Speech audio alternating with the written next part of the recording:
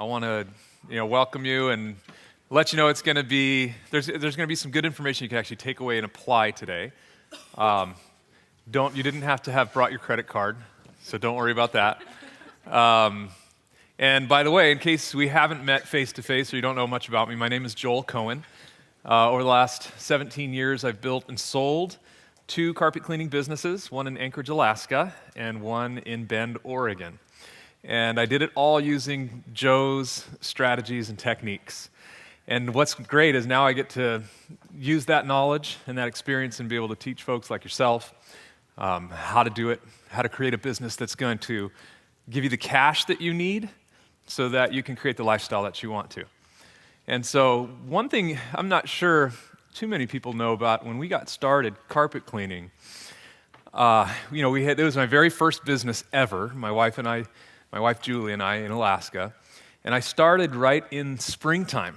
And so if you've been in business any length of time, you know that that's a great time to start. People are basically knocking down your door trying to find a carpet cleaning service. And so I went door to door, and I just said, hey, this is what I have. I made a little brochure and showed people. I was able to sell jobs pretty consistently just by talking to people door to door. It worked great through the summer. I even got this referral for a really big commercial job that we did, and it was like $750. And I was like, yeah, right on. Yeah, it's a decent job, but that was like the best I'd ever gotten. And it took them forever to pay me. That wasn't great as a new little business. And I remember winter had come in Alaska, 2.5 feet of snow in every neighborhood everywhere. And I'm looking out my window, and I have no jobs on my calendar. My rent payment is due. This huge job hasn't paid, and I didn't know what to do. And I finally came to like this horrible moment where I realized I have to take a draw off of my credit card. It's the only solution I had to pay my rent. And it was just humiliating, I didn't want to ever have to do that again. But I did it. I put the rent on the card, knowing that I was going to get paid for that job. And the next thing, I still just didn't know what to do to get any more jobs. And I was looking at that snow thinking, I'm not going to go out there like a crazy person knocking on people's doors, clearing my pathway up to their door so I can tell them about how to, my carpet cleaning service. I just didn't know what to do. And that's when I ran across Joe's stuff. I was reading Clean Facts magazine. I had nothing else to do. And so I ran across his little ad, made the decision to get his program, which was another debt that I went into, so it wasn't a great spot to start. But what was amazing, of course, is that after 12 months, looking back, it was the best decision we ever made. We generated an extra $90,000 in 12 months just by putting those strategies into place. But the one thing it took was diligence. We had to take the strategies that Joe gave us, the knowledge, and we had to put those things into place and build a strategy, try to make it so that it would be consistent over and over again, and then move on to the next and put it into place. And so for the last 18 plus years with Piranha, they've always been the go-to people for how-to. We always have taught the best possible information of how to get it done. But then it was up to you to take that information and implement it into your business. So I'm really excited because you know how long it takes to implement one strategy, first of all, and then second of all, to make it systematized so it happens again and again and again. And that's how we built our success with our business, but it just took forever. So I was really excited when we found out that Piranha was taking a direction where they have the first time ever, where they have a done-for-you strategy. And so, just ecstatic about it because it's going to be super easy. It's like plugging in or flicking a light switch, and it'll be done for you. So this is your chance right now this morning to actually be first in line. There's very few people right now that have heard about this. There might be some of you here that actually have already qualified for this done-for-you product, but it's what we call our online automatic job generator. And we all know that knowing the process of how to make more money is awesome. It's power. But actually having somebody just to put the process into place for you is even better. So this is going to be the fastest, easiest way that you've ever had to implement a new strategy. So it's not like the one strategy that's going to just take your business to the next level, but it's another strategy that you can put into place like that that'll generate income for you. And so the best part is that, like I said, there's no credit cards here or anything like that. You get to try it for free. And it says if you qualify. You're here at this event, you qualify. So we will, what that shows us is that you're people who take action and that you're going to do something with this. And that's what we're looking for. And a little more about that later. But what I'd like to do is just open this up really quickly and see how many automatic job-generating strategies might you have in your business right now, and if you wouldn't mind just sharing quickly just what they are. You can come up to the mic or you can shout it out. Andy, go ahead. We have two in place right now, and that's our... Actually, if you can come up to the mic, it would be better for everybody's benefit. Thanks. My name's Frank. Is it on? My name's Frank Santagado from Jacksonville, Florida. We have two, which is the referral postcard thank you combination that we do. It's generated automatically with the invoices, and we just hand sign them and put those out. They work okay. Okay. Nothing amazing, but you get a few leads off of them. And then the second one, after going through with Dean, is we've been doing a postcard with the free report lead generation. And again, have to tweak the postcards and try to get a better response. But we're doing the auto response. Okay. So we're doing the follow-ups once we have the postcards, and we have gotten a few jobs and pretty decent ones off of that. Okay. Thanks for sharing. One more question. How long did it take you to get those strategies set up?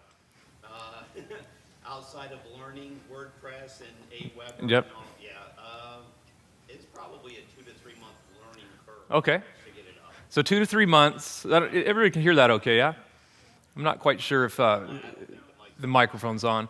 So just for those listening, he has a referral strategy and a postcard strategy. It took him 2 to 3 months to get them set up. And but they're working automatically now, which is great. Anybody else have? Go ahead. One is the ethical service yellow card. Ethical service yellow card. Okay. That was a real quick implementation, just giving once we finish the job and they're happy, they're paying, you ask for a review, put a stamp on it. On the side it has the one free room for any of their referrals. So how much revenue does that generate for you? I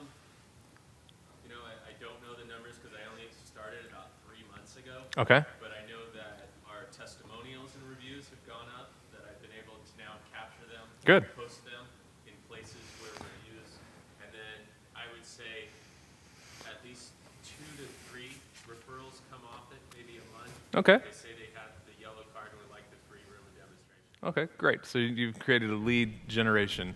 That microphone right in the front, it will work just fine now. If people could go to that, that would be great. Okay, thanks. Yeah, go ahead.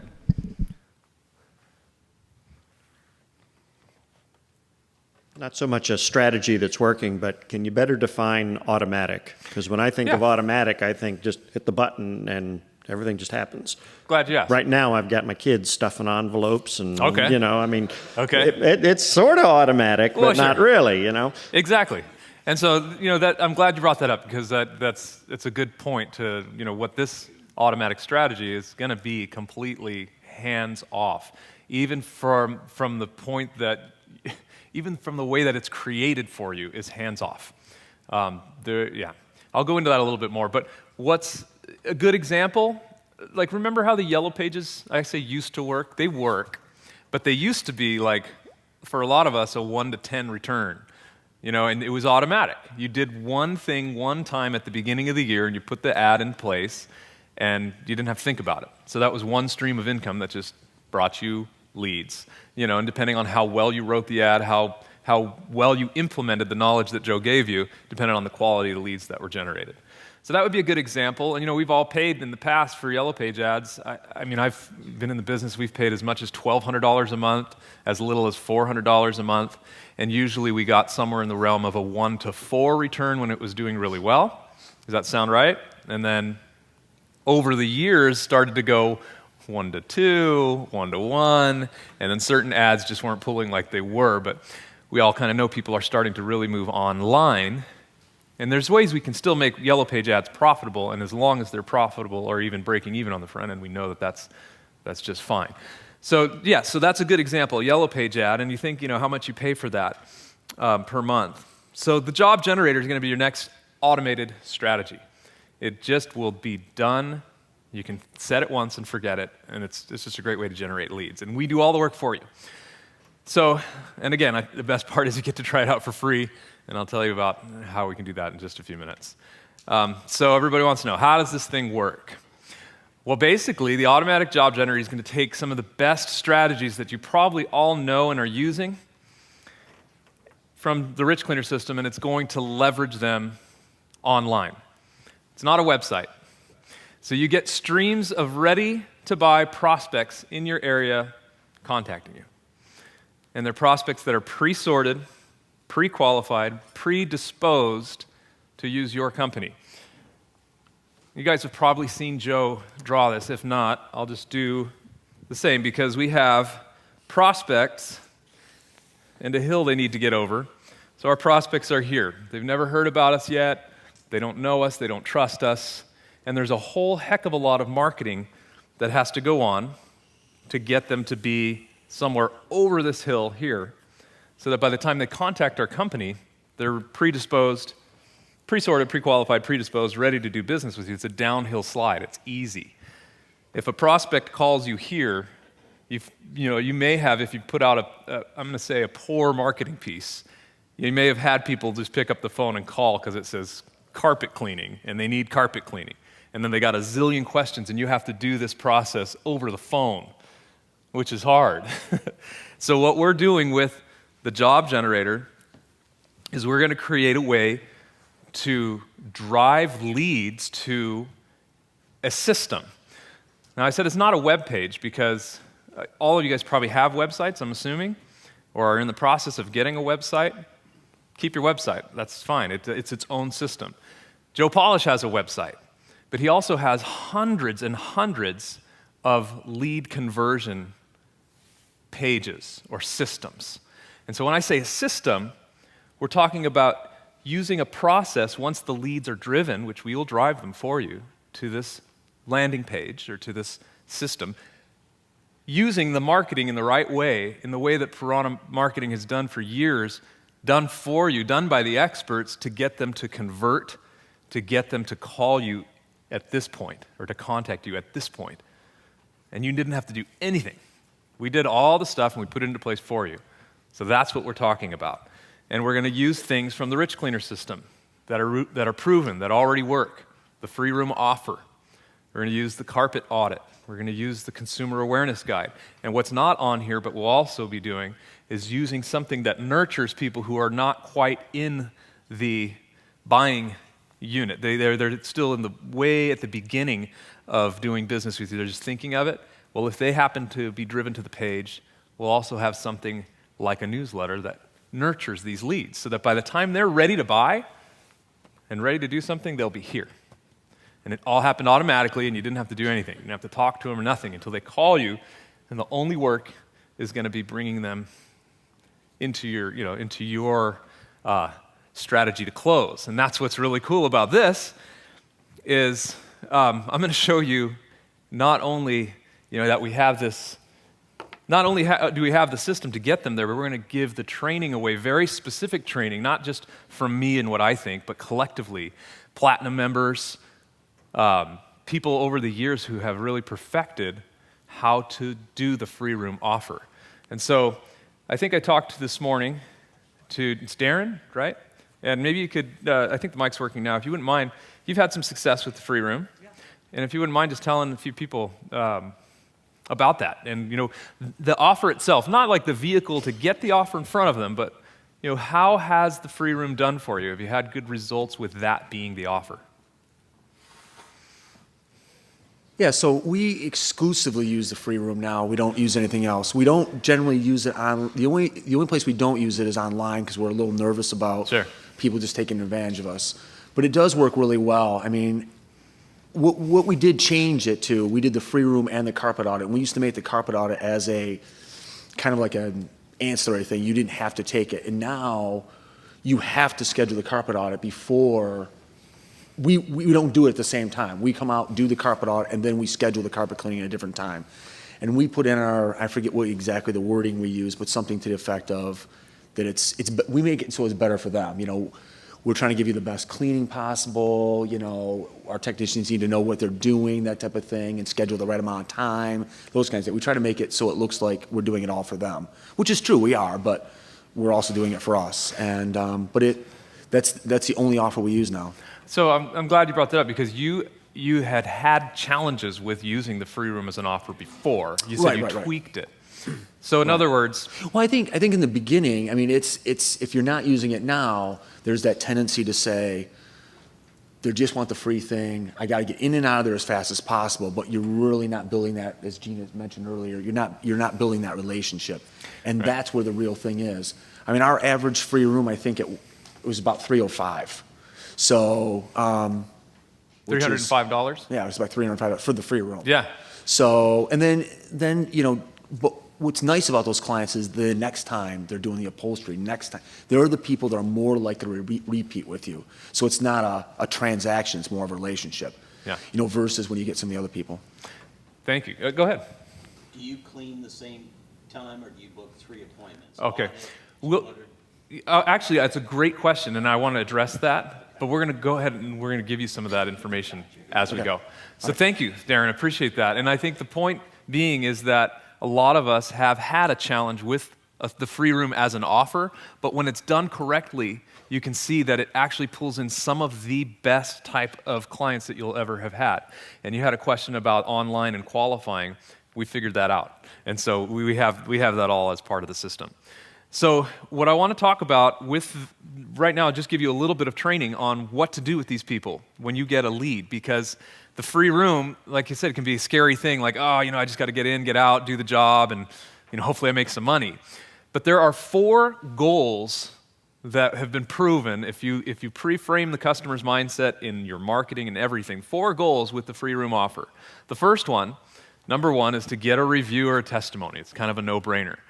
One thing that we realized over the years and as things have moved online is you can get and leverage the free room offer to get people to give you online reviews a lot easier. You can get them to give you videos. And I'll show you how to pre-frame the customer's mindset so that they're happy to do this for you. The second thing that you want to get out of a free room is a referral or lots of referrals. And I do people a favor. How many people feel like when they're asking for a referral that they're begging, they're asking for a favor from their customer? Yeah? So, at one time or another, I felt the same way. It's like, I just feel like I'm begging for these people to give me a referral. But one thing if you change your mindset on this, think about this. You probably all have a favorite restaurant that you like to go and eat at. And you probably have all, at one time or another, recommended that restaurant. Why did you do it? Because it felt good to be able to tell somebody about a really good place. You did your friend a favor. You told them. Well, how cool would it have been if that restaurant had given you a coupon that said, hey, by the way, if you're telling your friend about it, give them a free meal. So essentially, that's what's happening when we are asking for referrals. We're giving that customer the ability to feel good, to give something away of value. So that's one of the goals, and I just want to make sure to mention that. Number 3, one of the goals with the free room, of course, is getting future work. And we'll talk about how to lay the groundwork for that so that you're not just going and doing a free room and hoping and praying that someday they'll call you. And the job generator will actually take care of this also because it keeps them in the loop, keeps them educated, and constantly driving them back to your company. Number 4, of course, we're always hoping that we might get extra work immediately. And we'll show you how to do that without any high-pressure sales. So what I want to do is go over just quickly an example script of how and what you can say to pre-frame the customer's mindset so that they are ready and predisposed and you're going to get all 4 of those goals met when you go to do the free room offer. And it's important that you understand some of the psychology behind the script so that you can use these same principles to create your own script if you want to, or use the one that we're giving you. So usually what happens when people call in, they're like, hi, I'm calling about the offer for 1 room free. So the secretary says, great. Which room were you thinking of doing? It's an important question, and the reason we put it that way is because when somebody comes, when they're expecting you to get out of giving them a free room, that is what's going on in their mind, and they're going, yeah, right. They don't really believe you, but they believe you enough to do the phone call. You got them to do that, right? And so which room were you thinking of doing lets them know 100% without a doubt that you're going to give them the free room and that there's no weird obligation, some secret angle you're going to come at. So which room are you doing? And then also, this is the point where you're going to find out if they actually want more. So it's a great way to ask if they want more service without asking. Which room were you thinking of doing? The next question, or the prospect usually says, oh, okay, I was thinking about having my family room done. Also at this point, they might just tell you, by asking the previous question, which room were you thinking, they might just tell you, oh, I was thinking the whole house, which is great. That's what we want. And a lot of people will call ready to do that. But just by asking that first question is important. But let's say they only say, I want my family room done. Okay, secretary says, okay, great. And just to make sure that we schedule enough time for the appointment, were you hoping that we might clean any other areas?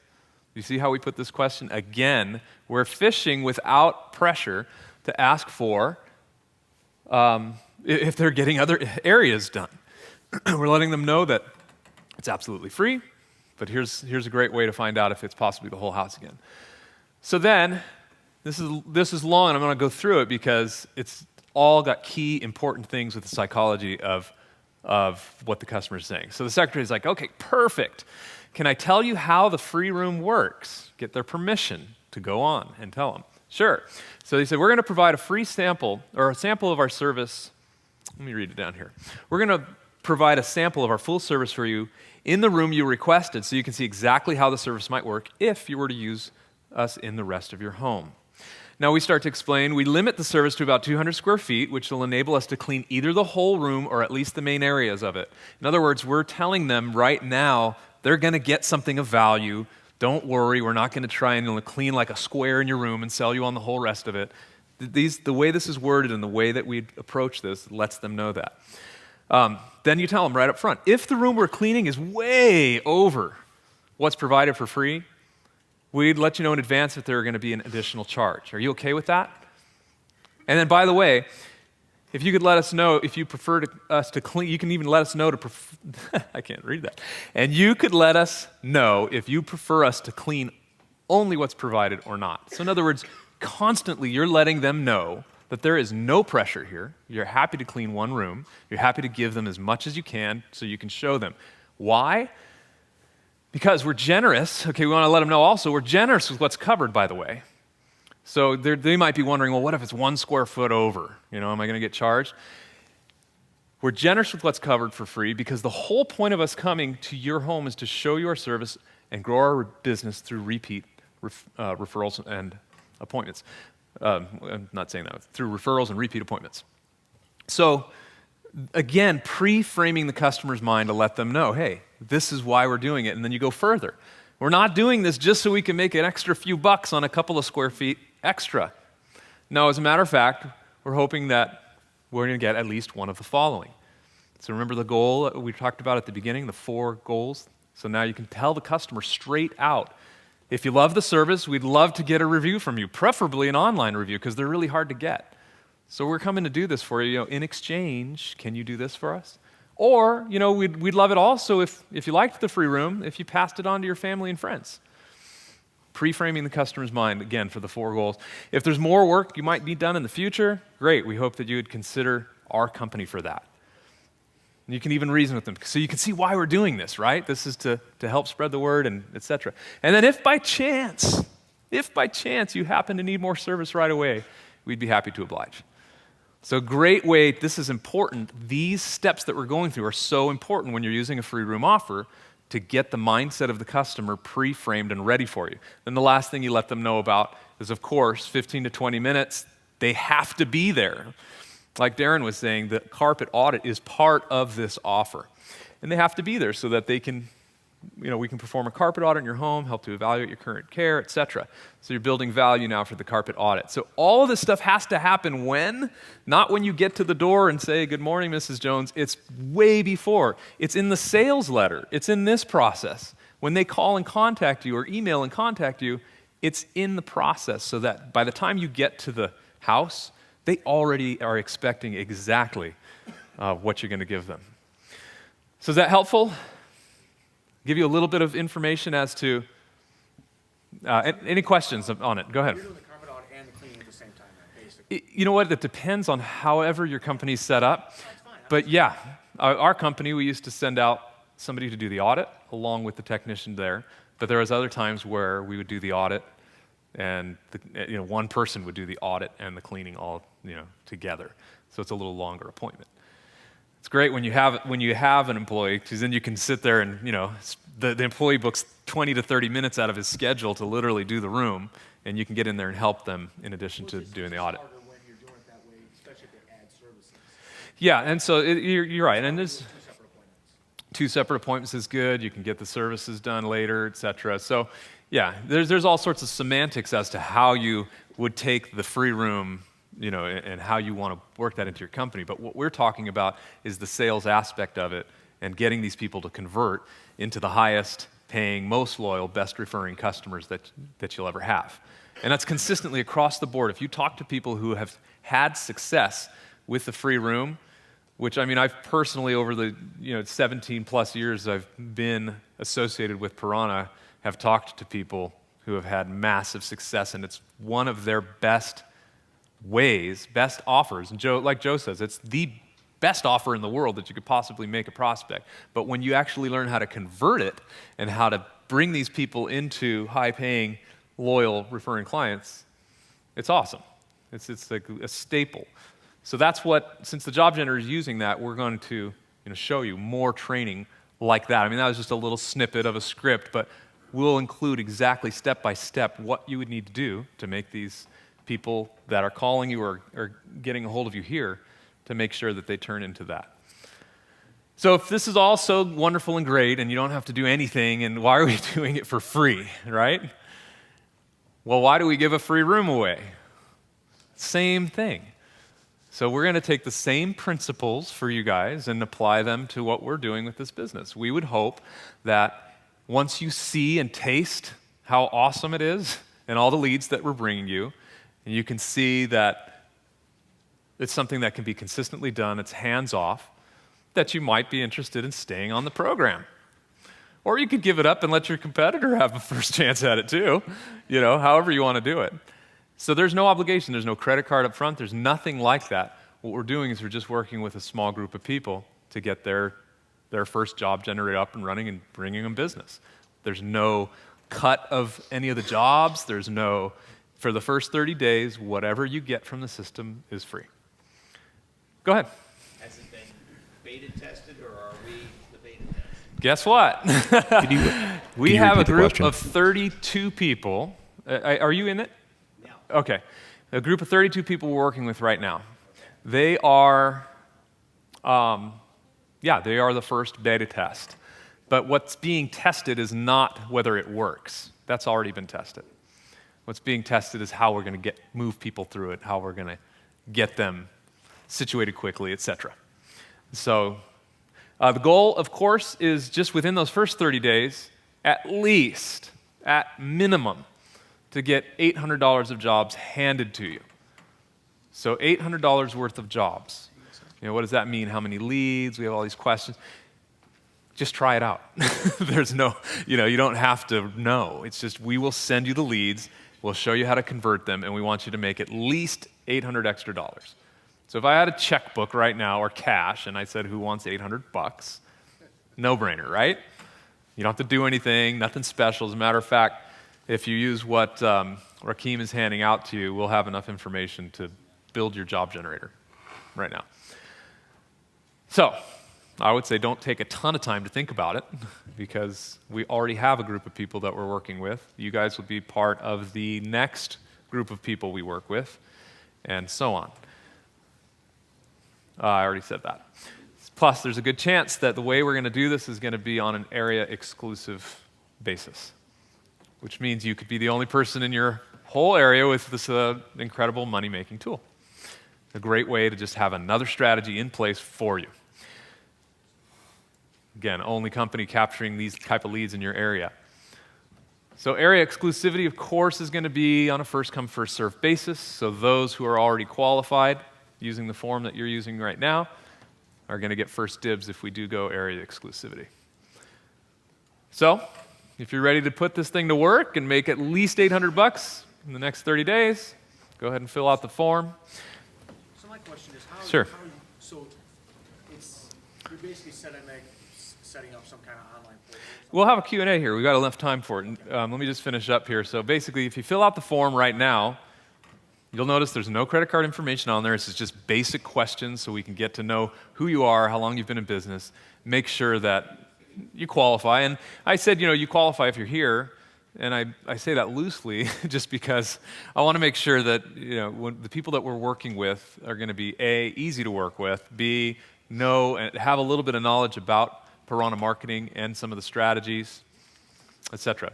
So go ahead and do that. Be sure to answer all of the questions so that we can get a good profile of who you are. And don't let your competitor get to it first. And don't miss out on being part of it. So we can take some questions now. I can tell everybody's chomping at the bit. And if you could come up to the mic, that'd be great. Is this specifically just for carpet cleaning? Right now, it's for carpet cleaners Okay. and carpet cleaning. Carpet cleaners, okay. However, there will be more to come. Okay, like how far out? A couple months from now, a year?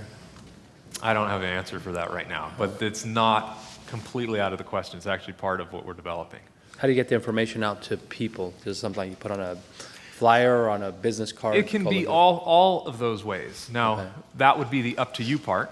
And Okay. we'll show you how to do that so that you can constantly send people to this page so that they go through the process and the system of going from a prospect, to becoming a hot lead here.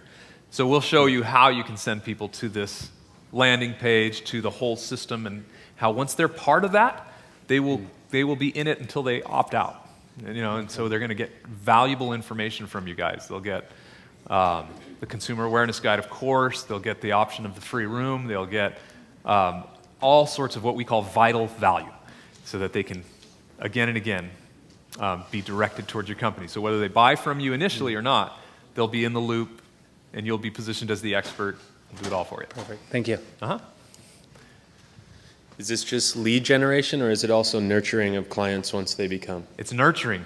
Oh, of clients once they become? Yes. Yes. As a matter of fact, that's part of what we're going to be adding to the system as it goes. So in other words, let's say you have an existing client base, and I think that was one of the questions you emailed me about.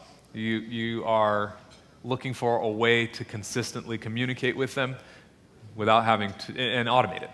This will be that. And there will be a way to get some of those people, some or all, or whoever you want, into the system. And it won't be annoying to them. They'll get a monthly newsletter type of thing that'll drive them to an offer. That was also my next question. Is it clients that we have now, if we're having struggles with our regular communication, once implementing what you have, can we put them into that? Yeah, they could go straight into it, and they could bypass some of the things that a brand new prospect would get.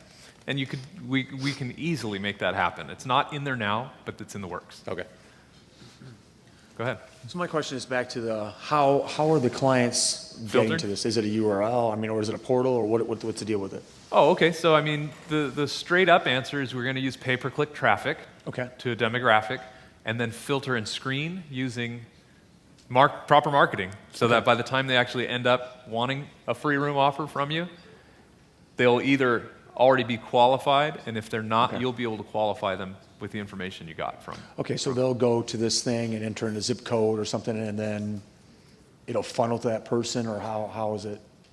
So, like, specifically, Yeah, are you asking like just the details of it? Well, I'm just Or- curious, yeah, I'm just curious, how are you going to send them to different carpet cleaners? How is that? Oh, yeah. That's like all kind of the mechanics behind it. Okay, okay. And we can talk about that Okay. if you'd like. I'll be available around lunch and stuff too. So okay. it's kind of like, if that's a good question, and a lot of us want to know, like, Listen, I'm like 8 on Fact Finder. okay, So- yeah, and a lot of us want to know the details. Like, okay, if I showed you, here's a light switch, and all you got to do is flick it, and the light will come on. Yeah. When some of us want to know, Well, 'cause wait a minute, but what kind of wiring happens behind there? And, Yeah. and that's good. That's fine. Well, I'm just curious because there's other places like Service Magic and those types of things. Right. And I'm just, trying to figure out. So you're saying it's exclusive though? This would be, we're Okay, considering okay. exclusivity for it. Okay. That's my number one. Yeah. So is this USA only, or is it coming to Canada? To my knowledge, it can be all over the world. Yeah, okay. Yeah. And as for the exclusivity, how large an area is that going to be? Good question. We're working through that. And the other thing too is, I keep saying at least $800. There will be ways to amp that up. So if we're getting good lead generation for you and it's creating that, you could turn up how many leads you're getting. So there's a good chance that you could go from, a 1 to 2 return to all of a sudden being a 1 to 10. More specifically, like in, say Phoenix, would I have exclusivity in Phoenix if I were here, or how do they cut that up? Like, how are you going to cut it up? We're working on that. But it'll be good. I can guarantee that. Any other? Oh, go ahead. Sure, one more. A lot of times, we're just too busy to do the free room. Like, it's busy, and to do Okay. the free room. We do it during our dead times. Is there a way to customize that to make it where it's, when we're not busy, we'll do the free room, but it's really busy. Sometimes it's a good thing where you can't take a truck off the road to do all the demonstrations, but If you're making money with free rooms, if you're actually making money with them, and we've shown you how to do that, why would you want to put them? Why would you not want to do them? well, a lot of times our schedule is so full Okay. that we don't offer it at certain times. Okay. But let's say in the winter, where What we if get a somebody little calls? slower. What if somebody does call off like one of your promotions right now, where you have a free room offer out there somewhere, and they waited 3 or 4 months, and now they call you and you're not taking free rooms? What do you do? Well, if it is a free room, we'll do it. No, not right away. We'll probably do it next week or the week after. So you'd be in control of it. I would hesitate to say that I'm going to book my schedule 100% full of paying jobs without at least doing a couple or 3 free rooms a week. You can control the limit of how many free rooms you do. We're not talking about doing free rooms That's all all I'm day asking. long. No big deal. Yeah, no. So I would do it that way. I mean, that's the way we've done it. Other successful people have done it with the free room. Is we just limited how many we gave out. Period. But if you have the opportunity to make a ton of money off of these, I wouldn't exclude them 100%. I would figure out. Yeah, I a way. agree. Yeah, that's all I'm asking. Yeah, good question. Thank you. Good morning. Hi, Joel. Oh, we got some other people join us. If I could say something, Joel. Oh yeah, absolutely. Okay, You're gonna admit your guilt for being late and not being here for my presentation. I was back there.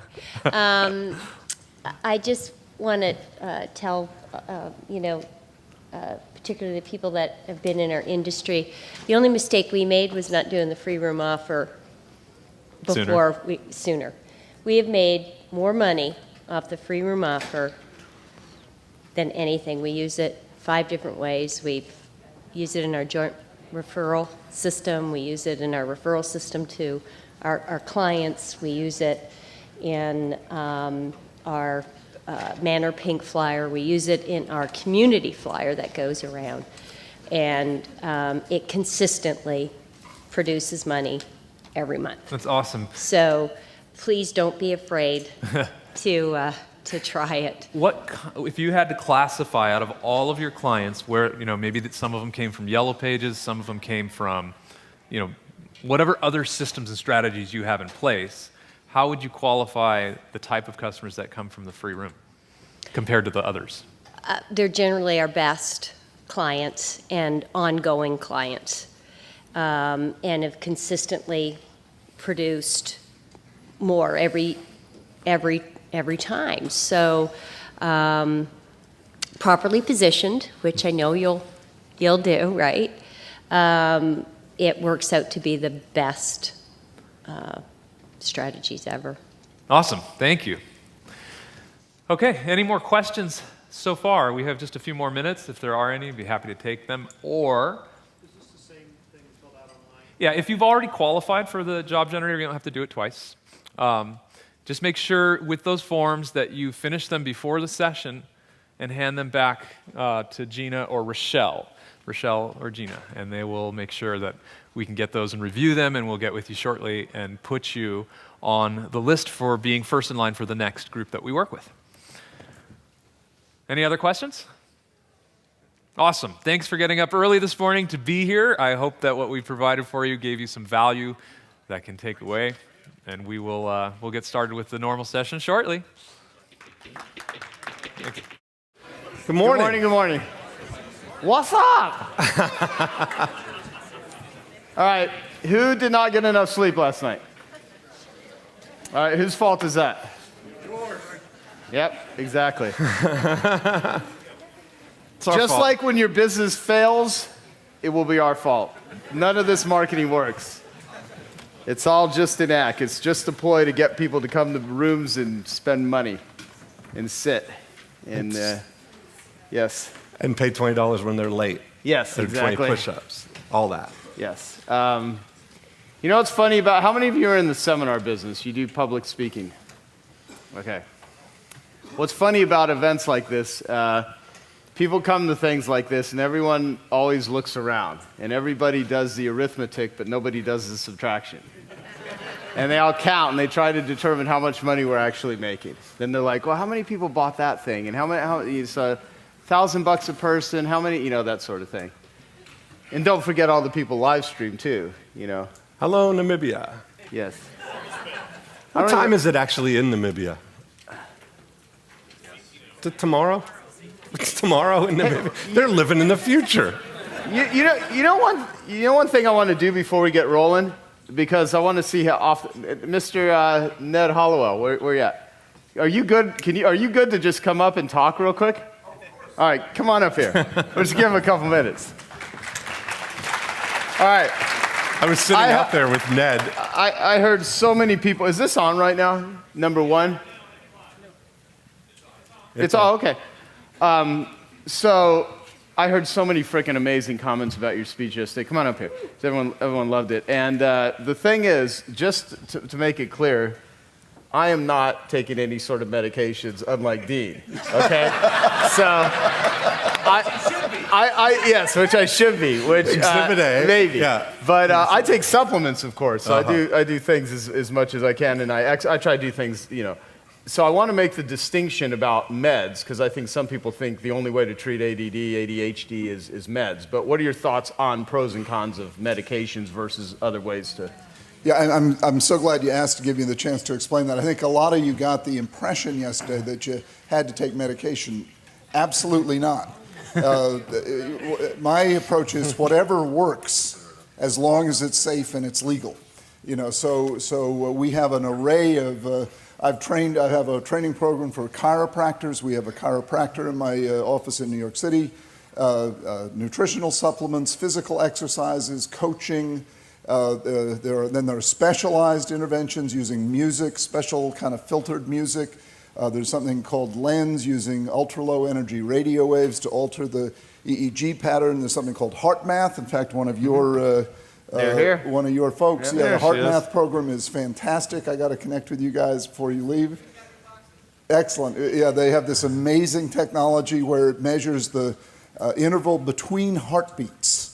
And it turns out there's a strong correlation between that interval and your emotional state. And that, ask these ladies for information about HeartMath. That's a phenomenal help with ADHD as well as anxiety and modern life in general. So there's a slew of non-medication interventions. The one that has the biggest research, of course, is medication, because the pharmaceutical companies have the money to do the research, which is great. Nothing against that. And the medication solution is powerful, extremely safe. Most people are terrified of it, but they shouldn't be. The meds are safer than aspirin, safer than caffeine. But it is absolutely... And they work. And they work, yeah. When they work 80% of the time. I happen not to take medication. Caffeine is my medication. But all three of my kids have ADD, and they all take medication. But medication is a feared intervention, and number one, you shouldn't fear it. People ask me, do I believe in Ritalin? My answer is it's not a religious principle. You know, and yet people approach it as if it were. You know, so my job is to take the emotion out of it, put the science into it.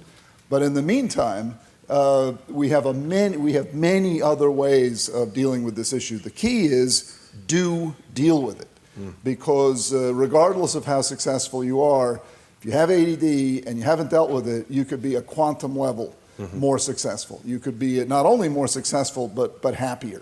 And honest to goodness, this is the God's honest truth. One last remark. I'm going to add to the package that we put together, because a number of you asked, how do you deal with this in marriages, and do you have any advice for spouses? Well, in fact, my wife and I, my wife Sue, who does not have ADD, we wrote a book together called Married to Distraction. And so it's a book about marriage and close relationships where one has ADD, the other doesn't, and we'll add that to the package. Awesome. Wonderful. Perfect. Thank you so much. Thank you. That's good. Okay, cool. There you go. That is interesting, though, about the medication. Because, you know, I went through that same thought process, and I thought, you know, I don't usually like to take medication, but I thought, there's only a couple of options. Like, if I try it and it works, I've got a big, you know, advantage. If I try it and it doesn't work, I haven't really lost anything. That's the way I tried it, and it works for me. So there you go.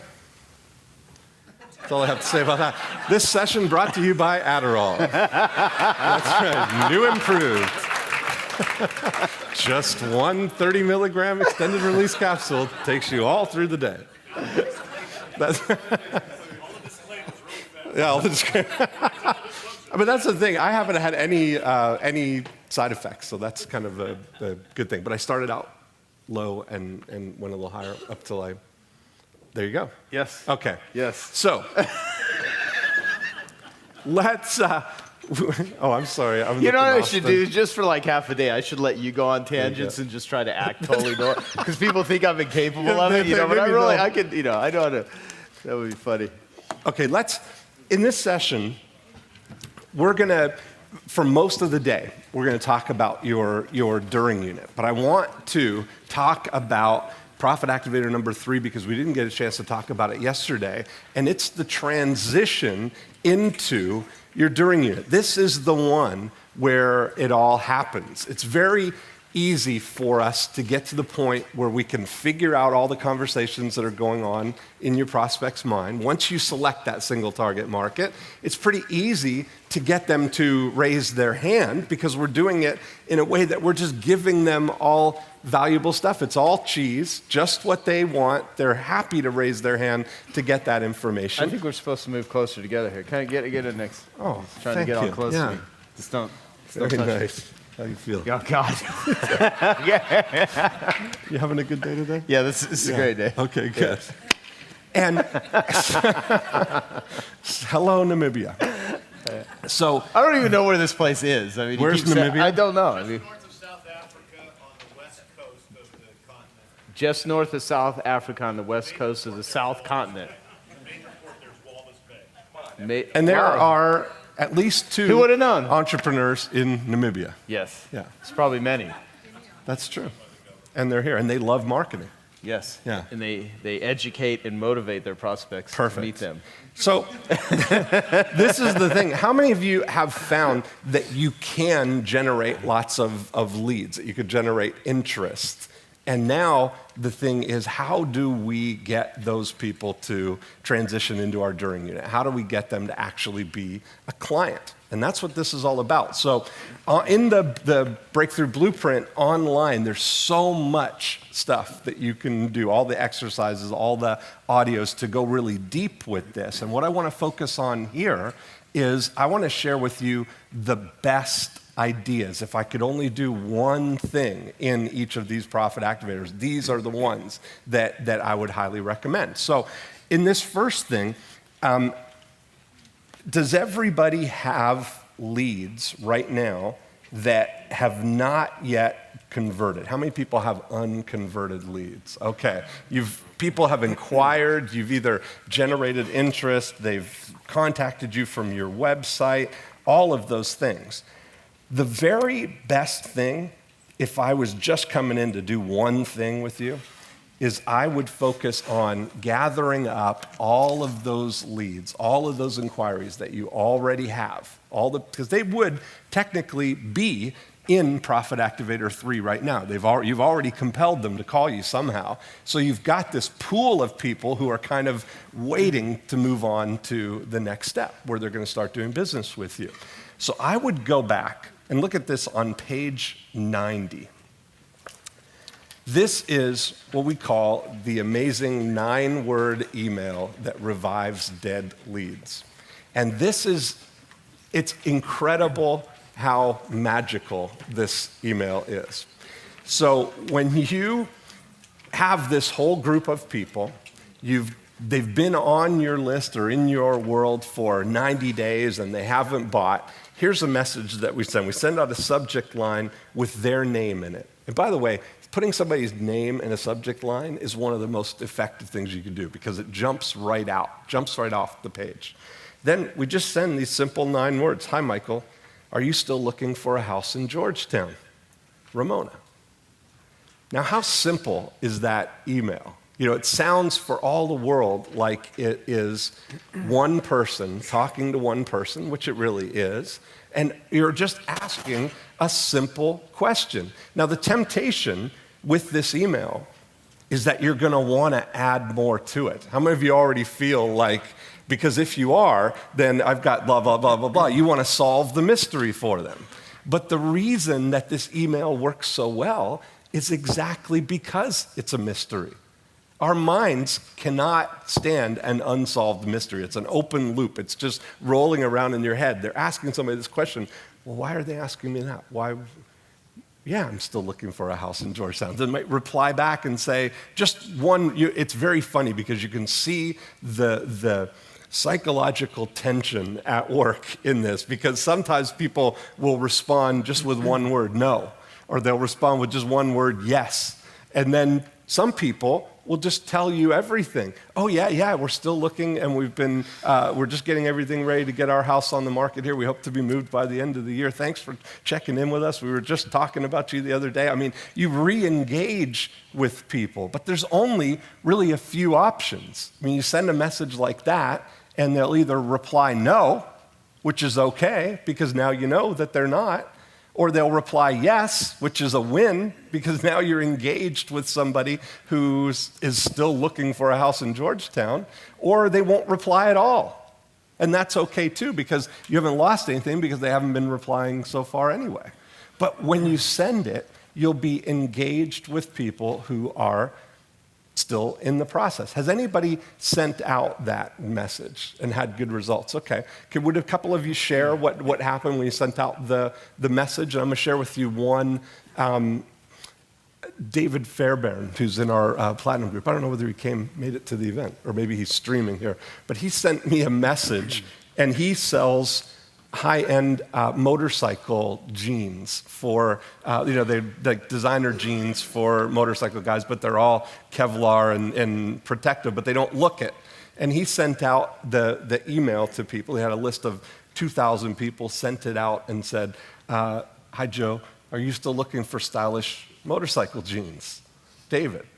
And he got, I forget how many people responded, but he followed up with them with a few emails after and made $8,000 in the next 30 days from sending out that 9-word email to people who hadn't bought. They came to his site and hadn't bought. So it's it's exciting how that can happen. There's money sitting in that group of people right now just waiting for you. What happened when you did it?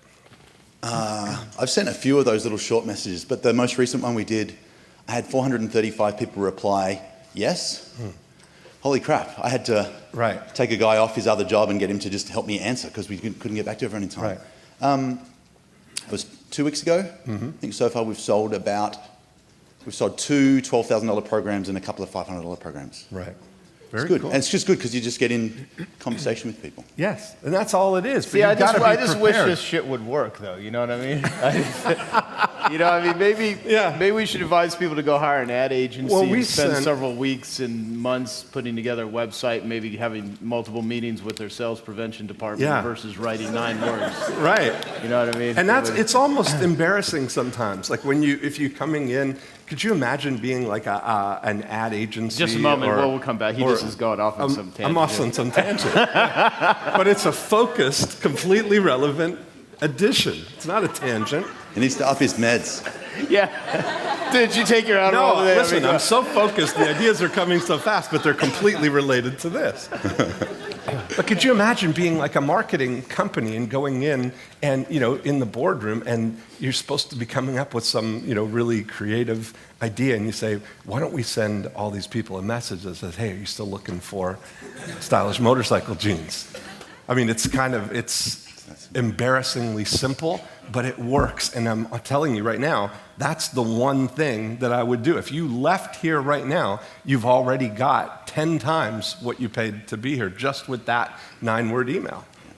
So Yeah, see, that's the whole thing. Is it's so obvious that it's not obvious to so many people. It seems so simple. You say, well, that can't possibly work. Give me a good idea. Yeah.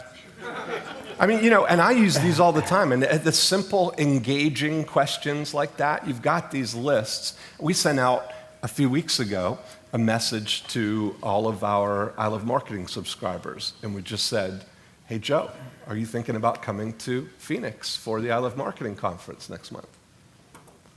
Dean. Yep. That's it. Hundreds and hundreds and hundreds of people replied. I mean, did anybody get that message? Yeah. But how many of you thought maybe I was only sending it to you? How many of you would not be here had you not gotten that message? Okay? Yeah. I mean, but here's the thing. They got the message, they responded, but anyway. But they were thinking of coming. And that's the thing. When you send out what the I will message, say. Like, I heard that like direct marketing doesn't need to make sense, it just needs to make money. Right. Even if people, Well, I'll tell you what happened with that message in particular. We got people who replied and said yes, because they were either coming or were planning on coming. That's perfect. We got people who replied and said no, because I'm in Namibia, or because I'm in Australia, or because I'm in Germany. So we had a whole segment of people to specifically offer the live stream, and that's why we have. Tell it's so clever. Tell them the clever technique we use to sign people up on the live stream. The clever technique. Well, with their specific, like in Australia, coming to. Oh, we're coming to Australia. Yeah. Or we did the video too, we're coming to Namibia. But you think about the same thing, it's like, well, they'd say, oh, I wish I could be there, but I live in Germany, or I live in London, or whatever. So we would send a message specifically to them that says, we're coming to London. Or I love marketing coming to Australia. Really? Yes, via live stream. Okay. We're bringing the whole thing right to you. Get it? So when people can't show up, you show up to them. There you go. Yeah. Thanks. Okay. Taki. Well, so what are you going to do now? Just real quickly. So you got all these leads. You've sold a few things. So you've got. We've done a bunch of stuff. I've written 7 or 8 short emails. Yeah. And I've just got them dripped out in my autoresponder series over about 6 months. Mm-hmm. And so pretty much every week now we get people just replying to stuff, and we just chat with them, and we've got this little, 4 steps. We take them from replying to giving us their problem, to telling us how bad it is, to telling us they want help and talk to us, and then we sell them stuff. It's cool. Perfect. Awesome. Just engage people. Thanks, Taki. Hello, hello. It's funny that we're talking about this now, because several months ago in the I Love Marketing meetings, we talked about the same thing, and everybody's raising their hand saying what they do with their follow-ups. Mm-hmm. And by the time it came to me, I said, I just ask, are you still interested? And the turnover rate was tremendous. It like you said, you hit the nail right on the head. It's simple. If I'm just sitting there in front of my computer and I want to reach out to somebody, I just type up, hey, you still interested in debt settlement? That's what we do, is debt settlement. And so many people would respond either yes or no. It was a simple answer, a simple question for them to answer. Mm-hmm. So it's worked tremendous for us. Perfect. And by the way, later I want to read, Pat has a sales letter that he paid a bunch of money to Jeremy, who's a fantastic copywriter. Where's Jeremy at? Back there here. He is. Okay. Back here. And we do I Love Marketing meetup groups in my office. I've known Pat since forever, high school. And he's got some very sordid stories we could share. But basically, we read the letter that Jeremy wrote at I Love Marketing because it's such a killer piece of marketing. It'll kind of fit into as we go along here. And I asked Pat to print out copies of it for everyone. He actually has a booth out there for. Tell people real quickly what you do. We do debt settlement. It's all American finance and debt settlement. And what we do is help people negotiate their debts down to a balance that they can afford. For example, if you're $100,000 in debt, our track record is about 30 cents on the dollar. So there's a good chance that we can settle that 100,000 for about 30,000. Yeah, so, I mean, and if any of you have like debt that you just do not know what to do with, talk to this dude. He does a really killer job and it works. Yep. And Thank you. so in the marketing that's been put together, all using this. Yeah, it's funny. We've been using all the strategies that we've learned in the I Love Marketing meetups, and which I absolutely love. If you guys aren't attending them, you don't have one in your city, create one, make it happen. They're really good. They keep my mind on the right track every week when I show up. If I miss a couple weeks, and I'll get back on track by going to the meetup, and I love them. But the strategies that you guys have been teaching, I got Jeremy involved, and Jeremy does a great job with copy, and they've been working really well for us. Awesome. So, Awesome. Thank you. Yeah, and we'll bring that up later. I just wanted to Yeah, so anyway, just a simple question. Are you still interested? It's been a huge success for us. And I don't have to spend a whole lot of time typing out some lengthy email. Yeah, exactly. Thank you. That's good. So let's do this right now. Let's think about, for you, what could be a 9-word email? It doesn't have to be 9 words, no magic in 9 words, but short. What could be the short question that you could ask all of your prospects that you've already identified? You've already got them on your list. You go through your desk, your journals, all the places where you wrote down their name and emails, all those, just gather all those leads together so that you can send an email to them. And then on page 91, let's craft that email for you. What would be the one email that you could send? And I'm going to give you a head start because I think the very best subject line for something like this is their name. So I would put their first name as the subject line right on this. Then let's think about the question. And let's just take a couple of minutes right now to do that. Like Eunice. Are you still looking for a new boss? Yes, exactly. I mean, whatever you want, you can make it happen. Call me. Yeah. There are people lined up to take Eunice if she ever. Dude, Eunice has been offered 3 times the amount of money that I pay her, and she still will not leave. Why? Because she gets to hang out with me all day. She's masochistically committed to see how much she can take. Okay, so let's have some amazing 9-word email writing music, if we can, and 2 minutes on the timer. Okay, here we go. Let's hear a couple. Who can share some of these 9-word emails? Now, using these emails are a great thing, even if it's longer than 9 words, just to engage with people. So one of the best messages that we use to kind of kick off Profit Activator 3 for somebody, we bring people to our website in Winter Haven looking for homes in Winter Haven. So they leave their name and their email to subscribe. Then the next day, we send them out a message. After they've already got their welcome message, we send a message on top of that one that just says, simply asking them a question, hey Joe, are you an investor or are you looking for a house to live in?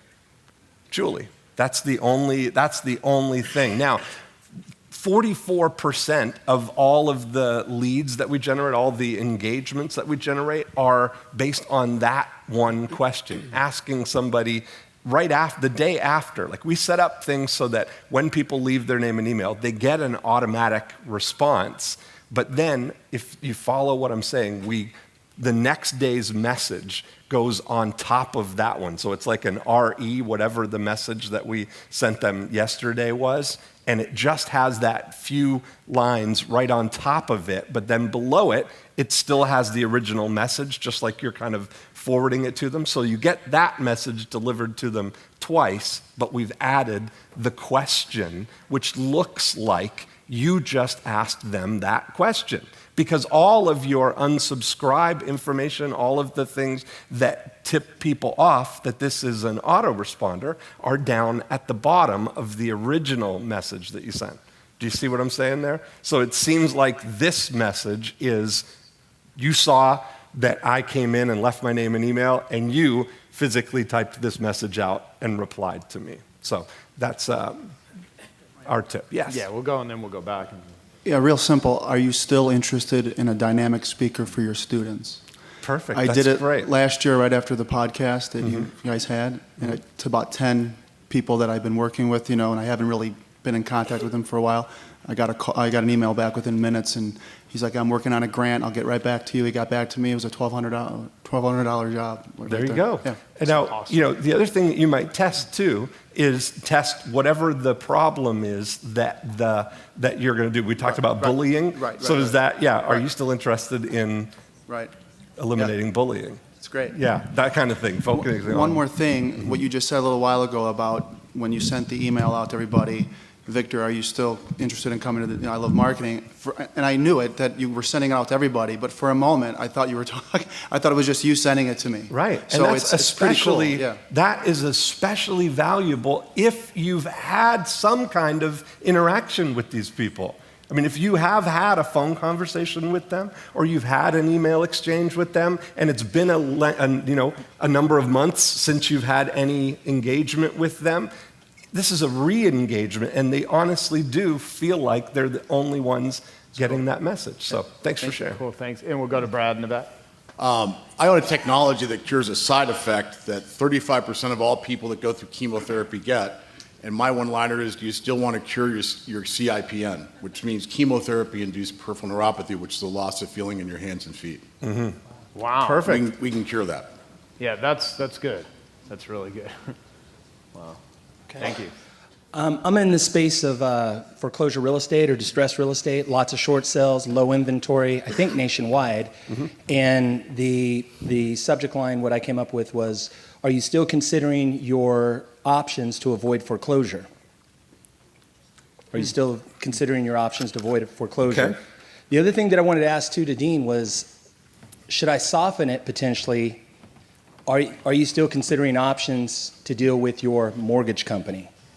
What's your thoughts on softener? And that's the thing, you want to test the response that you get. The good news is that you always treat these kind of things. I always like to think about any conversion process that you're doing, to think about your leads in a bundle of 100. So you're going to test something for 100 people, and you see what results you get. And then you test the next thing with the next 100 people, and you see what the result is that you get. So there's some subtleties to the language. Yeah, like the word options and stuff. 'Cause Yeah. as soon as you said that, I'm thinking, do I like the word options in there? Right. Would I switch it around? But like he is saying, I mean, it's kind of like when it first came out, how a single word could double the sales. And and that we talked about on I Love Marketing, the shampoo. Yeah.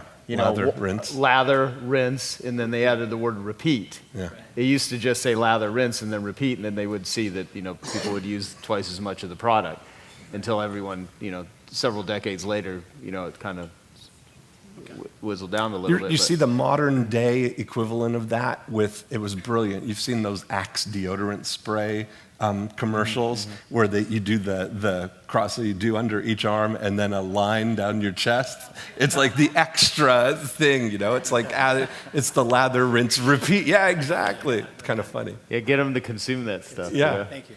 Thank you. Mr. Moore. I have two options. The first one is, Dean, you still haven't used your gift certificate for free steaks and seafood yet. What are you, a moron? If you could send that just to him, that would be good for me. Or the other one is, Dean, are you still interested in trying our chef-ready seafood and steaks for free? There you go. That's good. That's kick-ass. Yeah, thank you. This guy has a seafood company that's awesome, and if any of you eat meat and fish. He can everything, which would be like probably most people in the room here. Yeah, everything, grass-fed, wild, you name it. He's hooked up. There you go. You should try grass-fed fish. I would expect you to just say that. Yeah, grass-fed fish. Now we got hecklers. Free here. What range, is it? free range fish. Yeah. Okay. Hey, I've had great response using the "Are you still looking for a boat?" email. My question is the idea to use still? Are you kind of playing on the fact that you know? I think it's at some because, point- there is, because it's sort of bringing in Robert Cialdini's commitment and consistency thing. It's like, I did inquire. Like, you're kind of reminding that you have had some interaction. These may be people who, inquired last spring and you haven't been in contact with them since, or you haven't had any engagement, and now it's the fall and the boat show's coming up, and you start thinking about a reason. You got to think about where you're going next if they reply yes, So when you say that, absolutely, I think it's important to say, are you still looking for? And for sending the same sort of short email to someone that you've maybe got their address off another list or have their contact details some way, is that not presuming that they are already looking to do something? Now there's an interesting thing. So you've got to kind of balance. What I'm talking about are people that have inquired about something, so you can legitimately say, are you still looking? Because you know that they were. So it's not quite the same authenticity if you just got them off a list of something like that. Yeah. Thank you. Thank you. We'll go in the back and then we'll come up to Hank. So one is, are you still looking to add additional income? And then the other is, are you still seeking opportunity? So, but I don't know. Either What are you selling? It's like opportunity to help people create a multiple source of income, like through an energy discovery. Wait, say that again? An opportunity for people to create a multiple source of income through an energy discovery. Okay. Energy discovery. Okay. Have they inquired are they people who have inquired about something? Say again. Are they people, like, how did they get on the list? What I'm talking about for this is if you're in Profit Activator number 2, offering a report on how to build an extra monthly income in energy discovery, and they asked for it months ago, and now it's months later, and you respond to that, you send them an email, are you still looking to add an extra monthly income? Yeah, it might even be like a text, because these are all people that I talk to personally. Like Oh, perfect. So that's the thing. If you've had some engagement with them, that's it. That's what you're looking for, is just to re-engage with the ones who you've had some. Okay, so just bring something back up, basically. Yeah, exactly. And I wouldn't say just opportunity, unless coming from you, they would immediately know what that means. But if they wouldn't know what that means, then you want to spell out what is it. You want to be specific.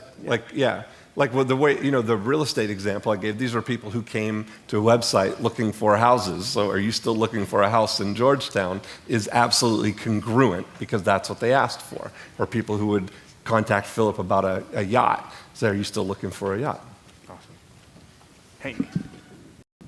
I'm in the life insurance business, and the one I'm thinking of, although I've got a dozen already that just apply to different angles, but are you still interested in considering life insurance as part of your estate plan? I think there's a bunch of people I can re-engage that way. Yeah. And especially if you've had some involvement with them, that's exactly the kind of message that you want to send. And by the way, I think a text message is a lot of people I text with, they could use it the same way. Yeah, absolutely. And the doubler, probably quadrupler of product sales is expiration date. You think of all the medicine you throw out just because it has an expiration date. Oh, right, exactly. Can't take that. Don't forget free-range escargot. Yeah. And by the way, Hank, hold on. Hank's in my strategic coach group with me, and awesome dude. And he wrote, any of you that have children, he wrote a book that I think you would be, real quickly, tell him about your book before you say goodnight. Yeah, it's a great book. I actually read it, and I think a lot of you, and I don't have kids, but I read it to Dean once in a while. But not enough pictures. Thanks, Joe. Joe, the whole reason I'm here is because of Joe, because in the strategic coach, the value that you share every time for the last, 15 years we've been in there together is amazing. And I had to come. So thank you for having me. I wrote this book really kind of just for the fun of it, but after being here, I have a lot of possibilities here. It's called Before We Say Goodnight, How to Tell Bedtime Stories About Your Life and Family. And many parents want to connect with their kids better than they do, especially because life's so rushed. And this is a really simple way at the very end of the day to connect in a really meaningful way with kids. And I've done this with my 3 kids. I've told over 8,000 bedtime stories, and anybody can do this. Wow. You already know how to do it. This just kind of refreshes your memory.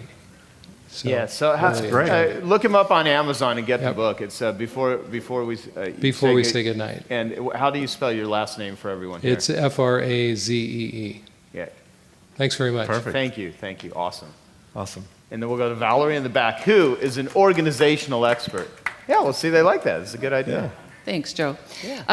I say, and I do this every 30 days, are you still needing help with your organizing project? But my question is, because I have good luck with this, is I tend to want to put a sentence in the beginning, and I want to know if it's good or bad, or if I'm just having freakishly good luck with it.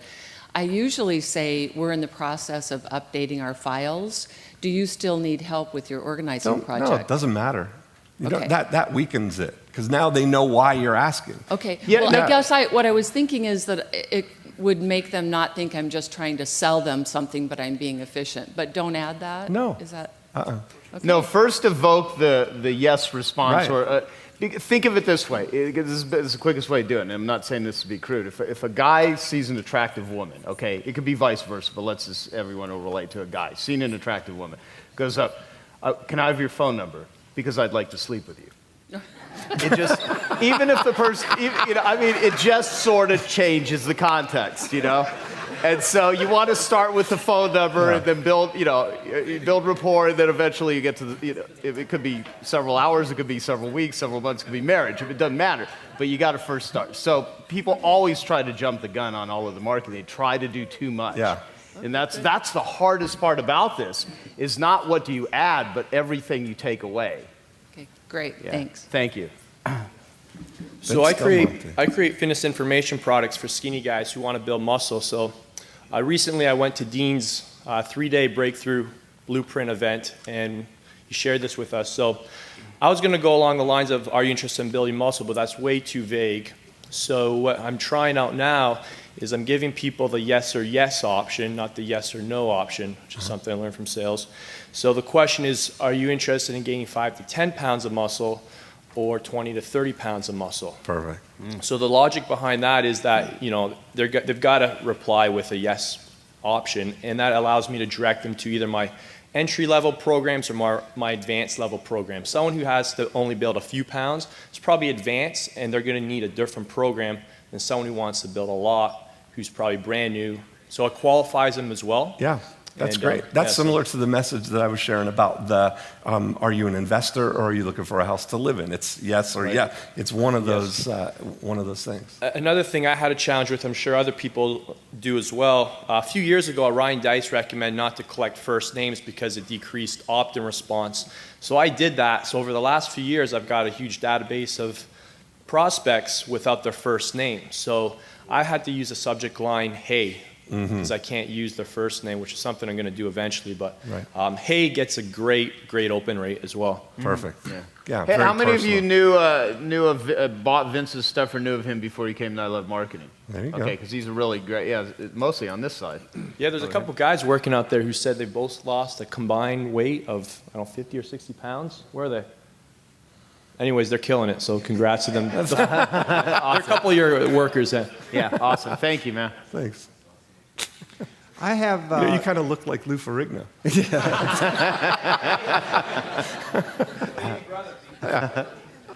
I've collected lots of names of people who have come in to see me. I'm a financial advisor, and we don't have email addresses. Can we do this with postcards, or is it some other method just to do the same thing?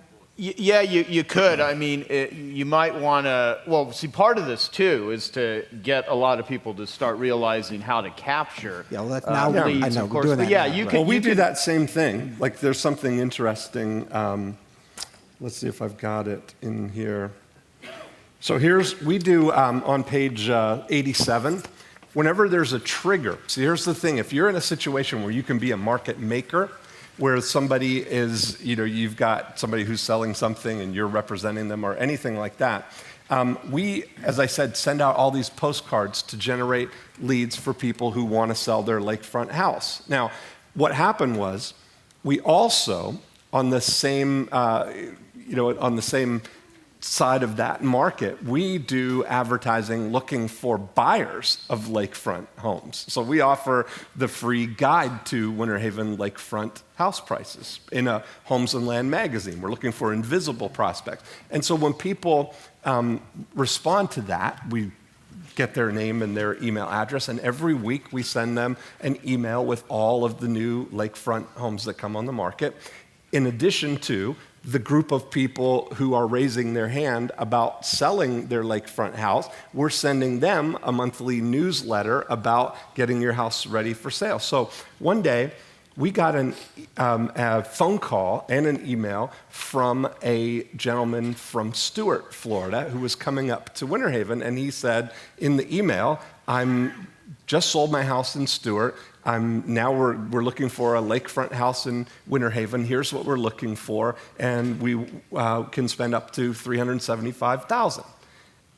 Within an hour of getting that email, we got an email from somebody on the seller side who had been getting our newsletters that said, "Hey, I've been getting your newsletters. I live on Ruby Lake, and we're now ready to put our house on the market. It's got blah blah blah blah blah. We think it's probably worth $375,000." Which was just like so serendipitous, that happened within an hour of each other. So what we did was we put together an email on page 87 that we sent to everybody who had responded for the lakefront postcard. And we said, "Hi, Mike. I just talked to a gentleman from Stuart who's moving to Winter Haven looking for a lakefront home. I remember looking up your house online when we sent you the lakefront report a couple of months ago. It seems like your house might be right in his range. I'm not sure what your plans are, but I thought I'd send you a quick email and see if maybe I could tell him about your house. Dean." So the first time that we sent that out, we sent it to everybody who had been in that process for 90 days or more. So we had 32 people who we had been on for more than 90 days. We sent that email to them, and within 24 hours, had 27 responses to the emails and 2 listings. People who called up to say, "Yeah, we are ready. We want to put our house on the market." And that was like an incredible experience. So we do this every 90 days now. And for the people who respond for our lakefront report, the home sellers who don't leave their email address, we send this same thing as a handwritten note. So yes, you can do the same thing with just somebody's mailing address. It has the same thing. Julie got a call, Lillian actually took the call from somebody who'd been getting our reports for probably 6 months. We sent out the handwritten note to them. He called back as an older gentleman. He said, "I just want you to know we're not going to sell our house until I die, but I've told the kids and I put it in the file that when we do sell, that Julie's going to be the one that sells it. So you don't need to continue sending the newsletter." Like really a thoughtful gentleman thinking that we've been going out of our way. He's like, "Listen, okay, I put you in the will. You're going to get the listing." But it's like, that's the kind of thing when you're just re-engaging with people that can happen. Okay, last one. Okay, so we've been asking the question of our clients, how low must rates go before you just say no? But I'm thinking of a client that I've talked to a little bit. He's had CDs in the past, and of course, when he goes to renew those CDs, they're rather low. So I want to give you two and just get your thought on this. Yeah. The first would be, are you still looking for higher returns than banks, credit unions, et cetera, 100% liquid?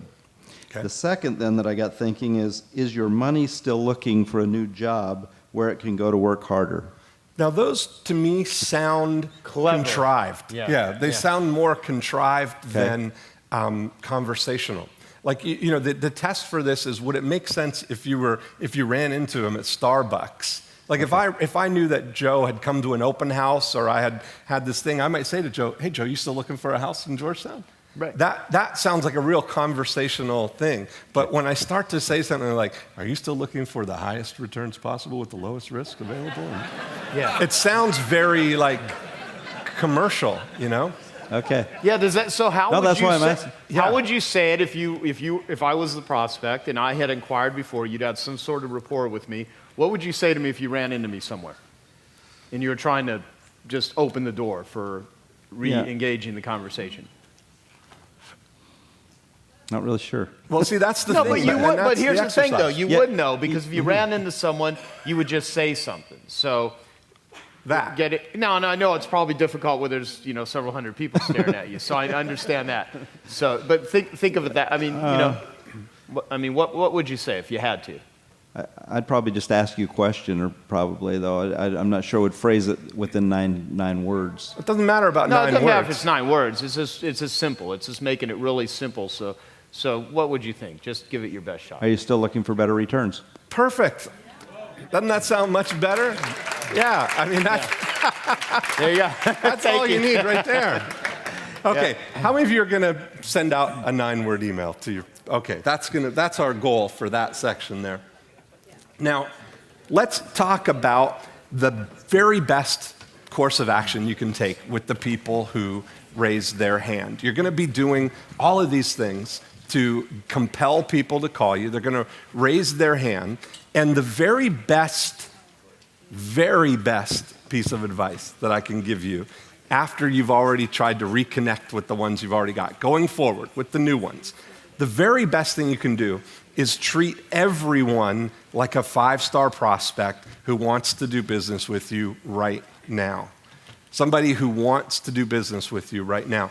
When you look at this is a very important thing to understand about lead generation and lead conversion.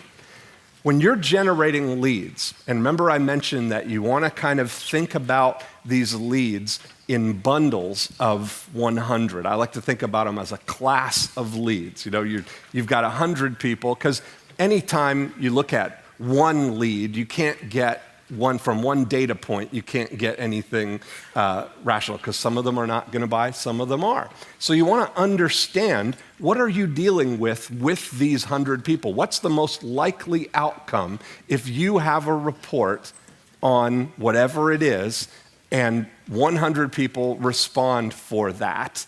What is the likelihood? What's the likely outcome of those 100 people? Now, I've been studying lead conversion processes for forever. One of the things that I found most useful, there's a company called the Inquiry Handling Service, and they wrote a book, pretty dense, academic type of book about lead conversion and all the scientific testing and things that they do with that. But overall, the summary of what they found, they handle millions of inquiries every year. They do, if you've ever seen in trade publications or magazines, those reader service cards where you can circle the numbers of the information that you want and send the postcard in, and they fulfill all of that. Or if you go to trade shows and ask for information, they fulfill all of that. So if people are at a home show and they fill out a card to get information from a manufacturer about their toilets and their shower heads or whatever it is, they'll respond to all of those. And they take a real scientific approach to everything. And they found that by doing these follow-up surveys, they'd call them did you buy surveys. So they would take all of these leads, they're generating across all kinds of industries. They would follow up with a large sample of them every 90 days, regardless of what industry they were in, and they would find out, just simply ask them, did you buy? You inquired about toilets, did you buy a toilet? That's the only thing they would ask them. So they would do that for 2 years. They would do that every 90 days. And they found that of anybody who inquired about something, 50% of the people who inquired about something would actually buy what it is they inquired about within 18 months. So right away, people inquire, not everybody's going to buy, but just over half of them will buy. So you've got that can eliminate 50 of the 100 people who inquire about anything that they're not going to buy. When they looked at the numbers, 15% of the people who did buy bought within the first 90 days, and 85% of them bought longer than 90 days from now. So that one piece of information, knowing that when people inquire, half of them you can eliminate right away because you don't know whether, that they're not going to buy, and know that 15% of the ones who do buy are going to do it now, whatever, in the first 90 days here.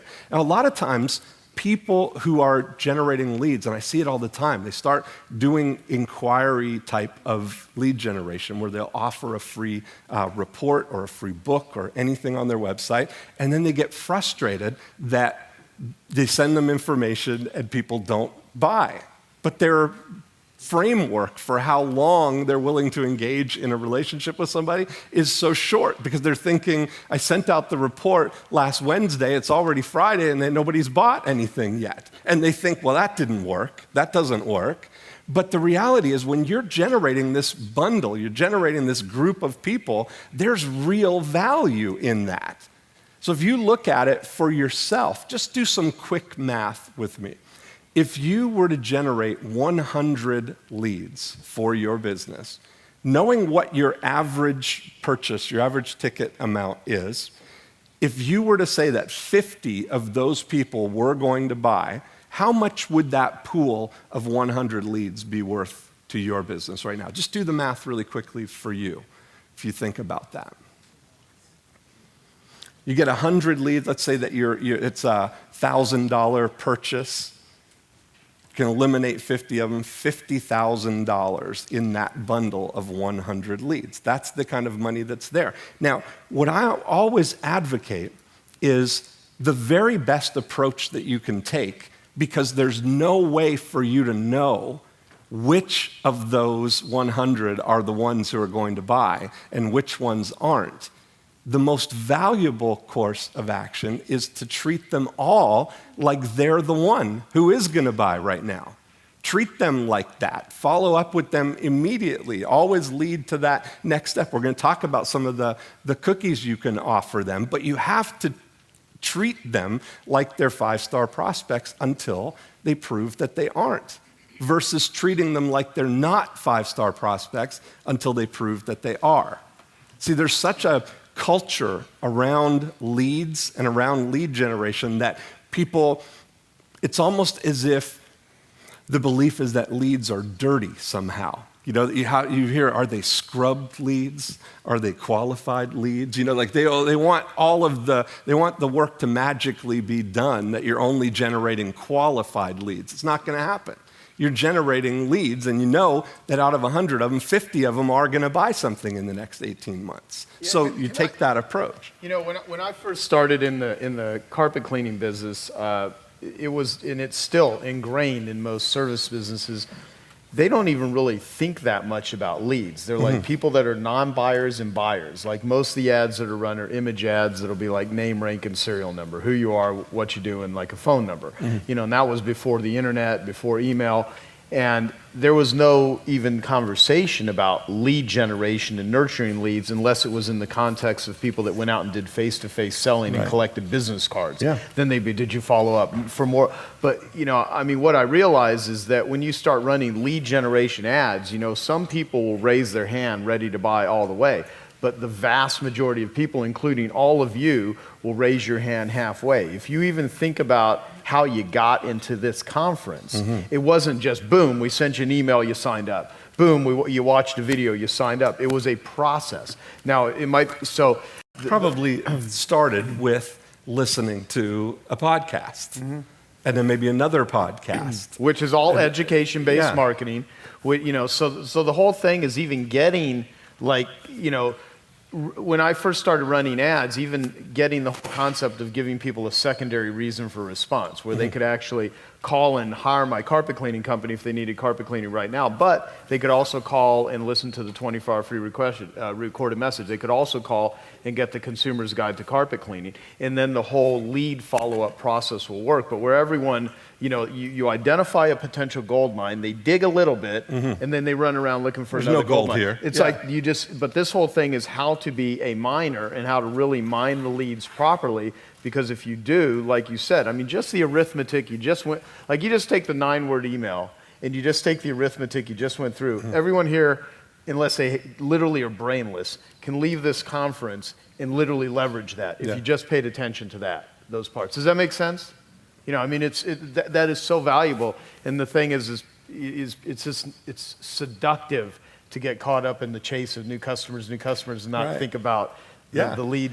And that's really what it is by balancing all of this, is to know that you've got to treat people like they're the one that is going to buy right now, because the only time the now buyers are going to buy is now. And you're not losing anything by knowing that you're going to continue the relationship with the 85%. You're still got to have a way to continue keeping in touch with them and patiently nurturing a relationship with them.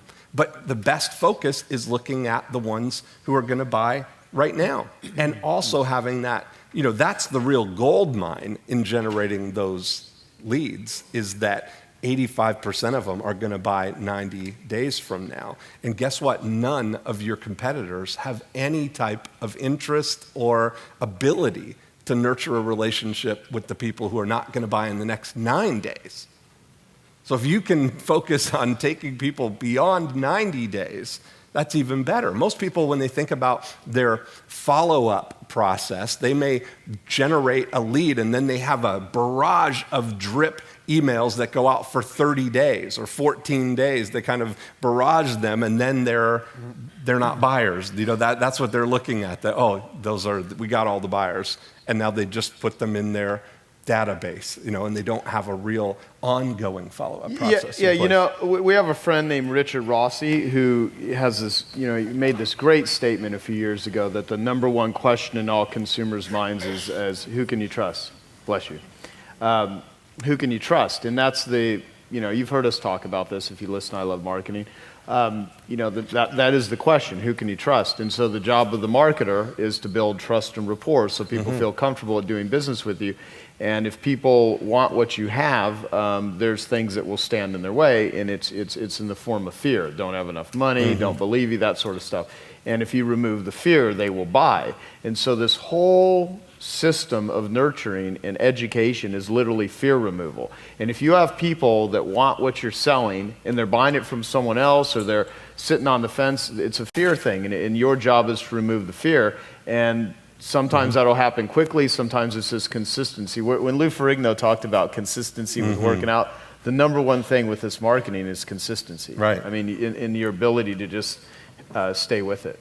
Have a flagship vehicle. So if you want to look at that, it's important that you have an initial campaign, like an initial approach where you're trying to engage with as many people as you can, kind of like that email that I shared with are you an investor, or are you looking for a house to live in, or with Vince saying, are you looking to gain, 10 to 15 pounds or 20 to 30 pounds of muscle, engaging them to see that you're assuming that they are interested in that, and you're moving forward with it.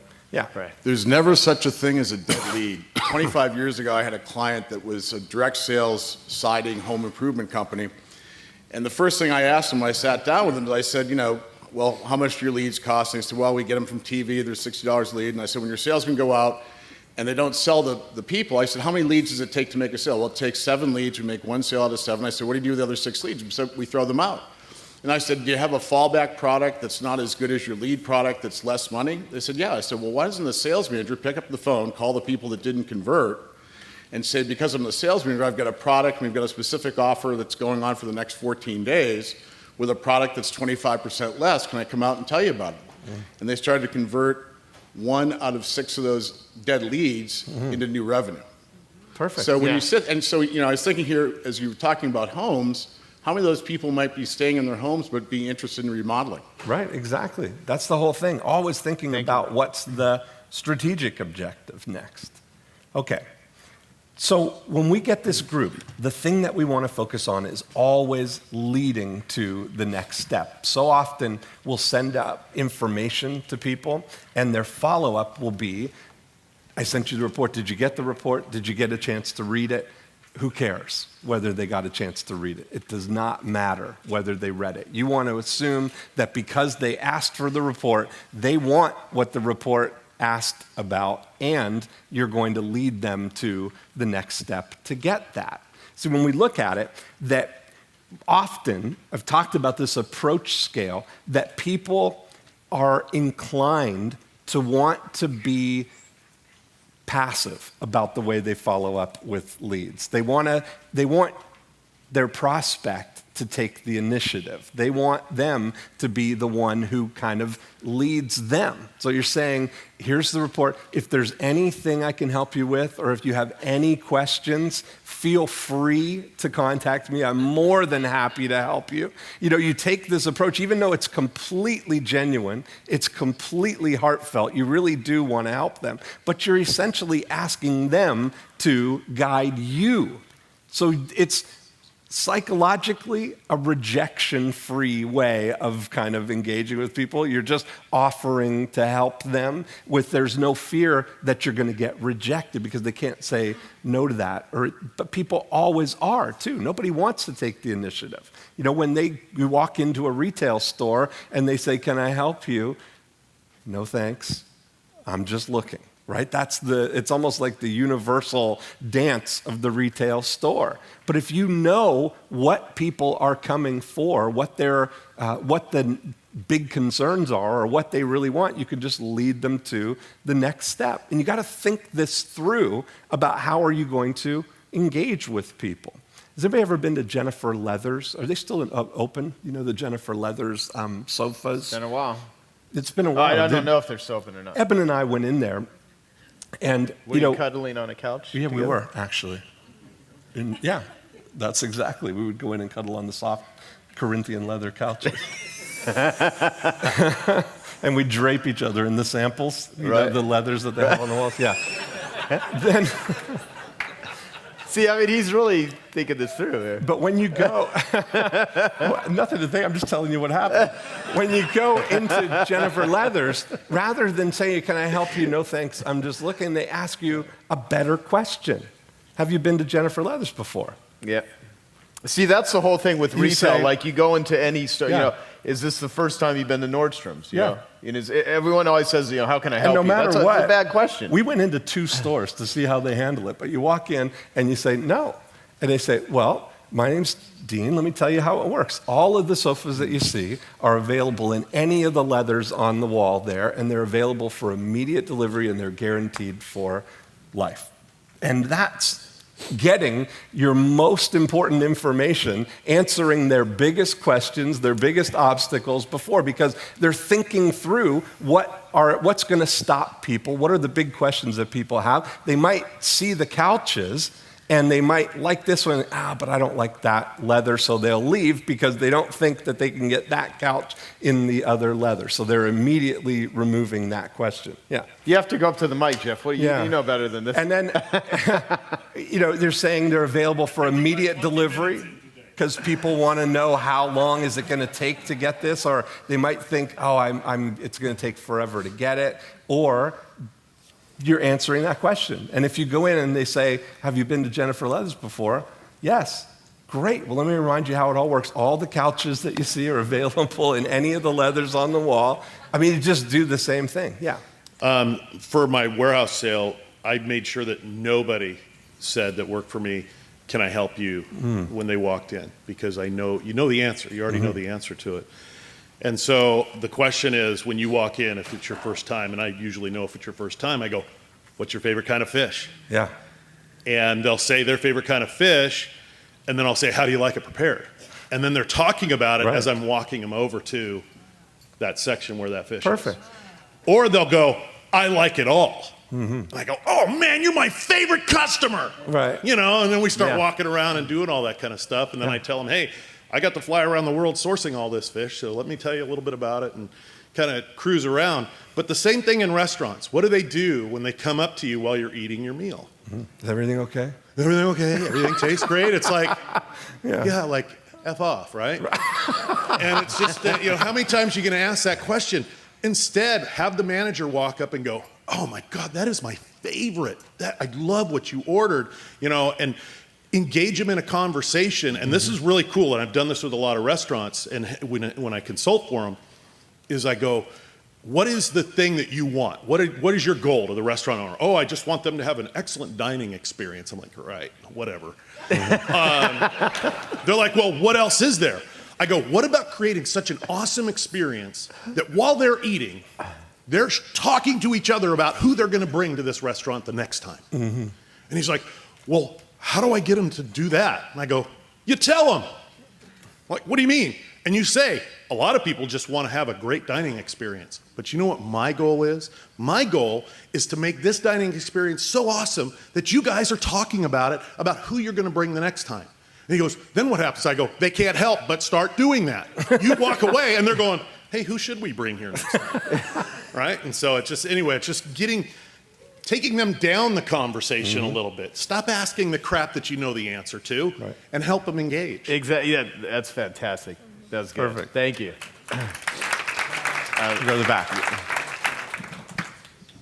Dean, that email has been working wonders for us. We used that email a couple of weeks ago on our client, and we got over 85% people responding back to us. Perfect. 85%. It was amazing. Usually we get about 40%, but this was 85%. So that email must have struck a chord that they felt like it was the only one. Yeah, and they actually responded back like personally saying, yeah, I want to do this, I want to do that. Can we talk?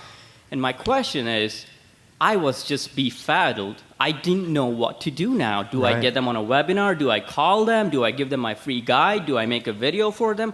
How do I move them through the funnel, right? I mean, you created a quality problem for us. I'm glad you asked that. Yeah. Awesome. We're going to go right into that. That's the perfect transition. Okay. You got to know where it's headed. Okay. Hi, my name's Gary from Baltimore, Maryland.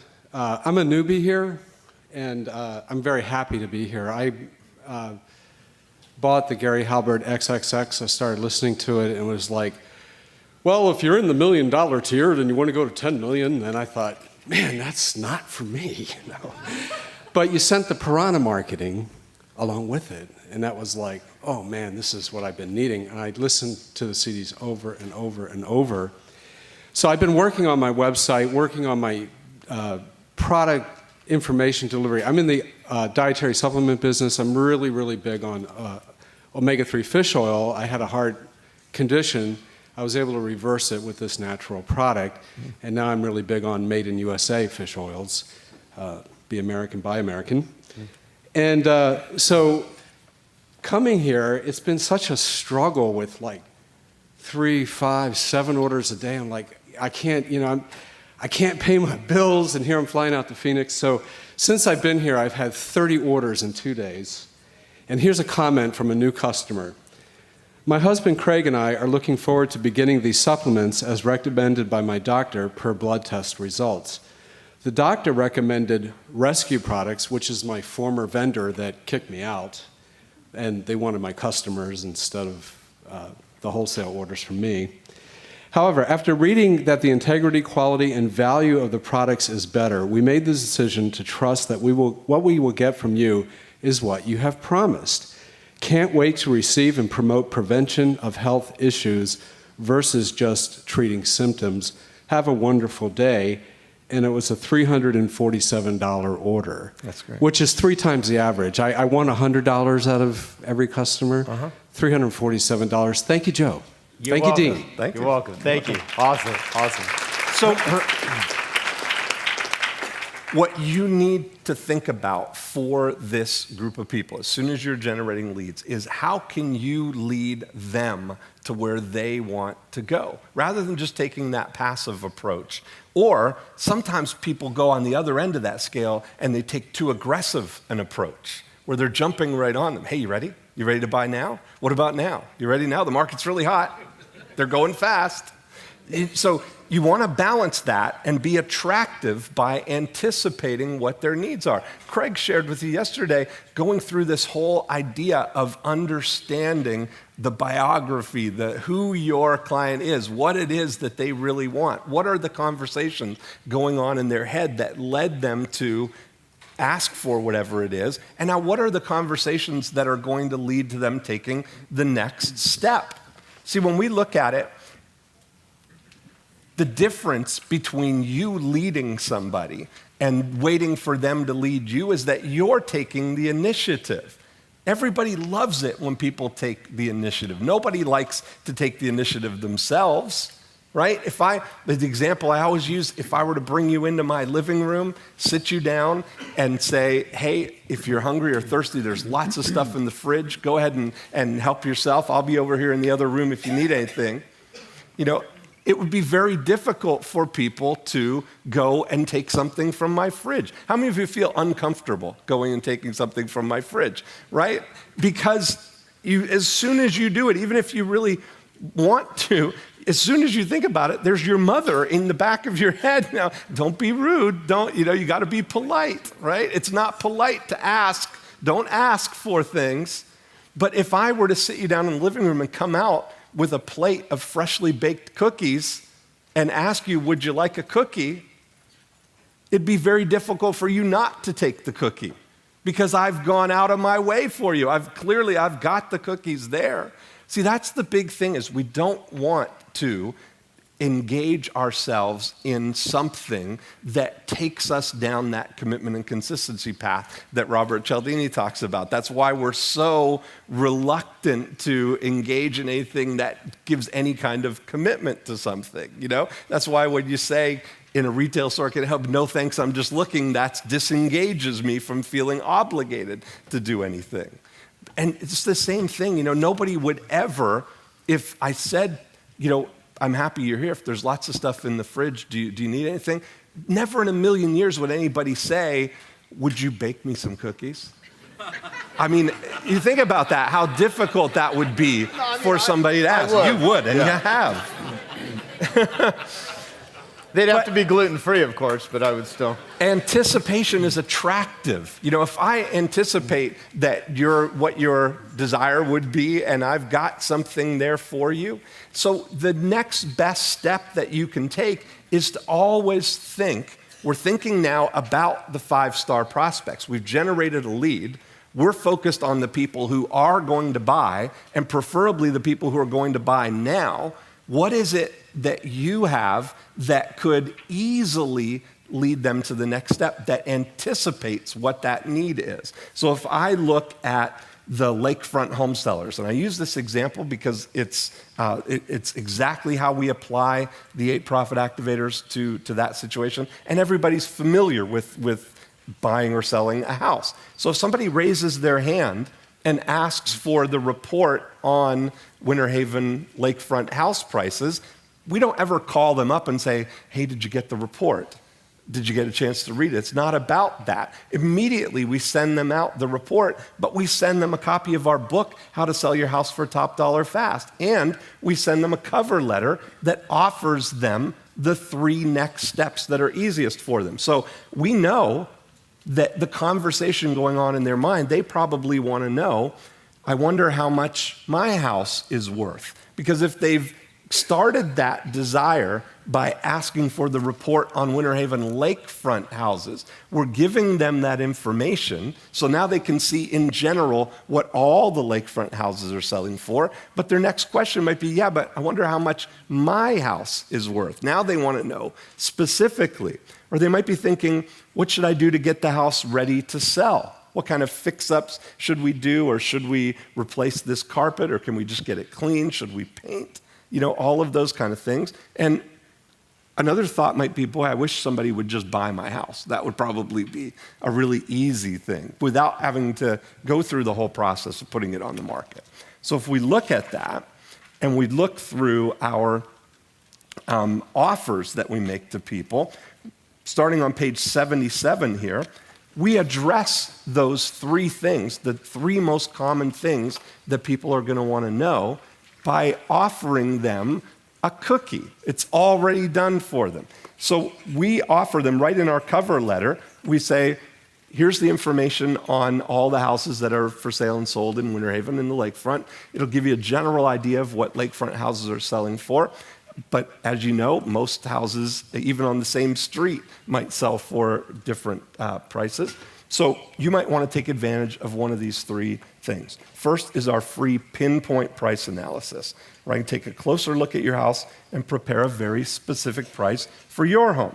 This price will be much more precise than the general range I've included here, and we guarantee in writing to sell your house at the pinpoint price or higher in less than 60 days. So that offer, knowing that they want to know what their house is worth, we've got something that we put a name on, the pinpoint price analysis, which sounds exactly like what they would like, complete accuracy. As anybody ever told you it's really dry in Arizona? It's not really dry. It's your imagination. I live in Florida. It's very moist in Florida. Yeah, it's true. It is. You're kind of a moist sort of guy, kind of like a I really am. like a cookie. So knowing that, and that's one of the things that people ask for. It makes it easy for them to say, yeah, I'd like that pinpoint price analysis. Or on page 78, the second is our free room-by-room review, where we make specific recommendations about which fix-ups and improvements you should and shouldn't do. I'll point out the highest cost, highest return improvements you can make to help sell your house quickly and for more money. People call up and say, we'd like a room-by-room review. It makes it easy for them. Or the silent market. Third, if you'd like, I'll include your house in our silent market of homes that are not yet on the market. And because we generate so much buyer interest from our website, advertising, and marketing, we may be able to find a buyer for your house without even putting it on the market, saving you both time and money. So we're offering those next three steps to people and doing it in a way that they know that it's already done. It's already a free offer that we have. And then what we also do is include those in every email that we send out. If you look on page 85, we include something we call the super signature, where every week when we send out the new email with all the new lakefront listings, every email that we send out has this PS. Here are 3 ways I can help you right now. Click here to join us for our daily tour of homes. Click here. Find out who's got the best home loan programs and interest rates this week with our free home loan report. Click here. Get a free How to Sell Your House for Top Dollar ebook with tips on how to get the most money when you sell. Click here. We're always thinking about, this would be for the buyer, thinking about what the next step is for them. Yeah, Victor.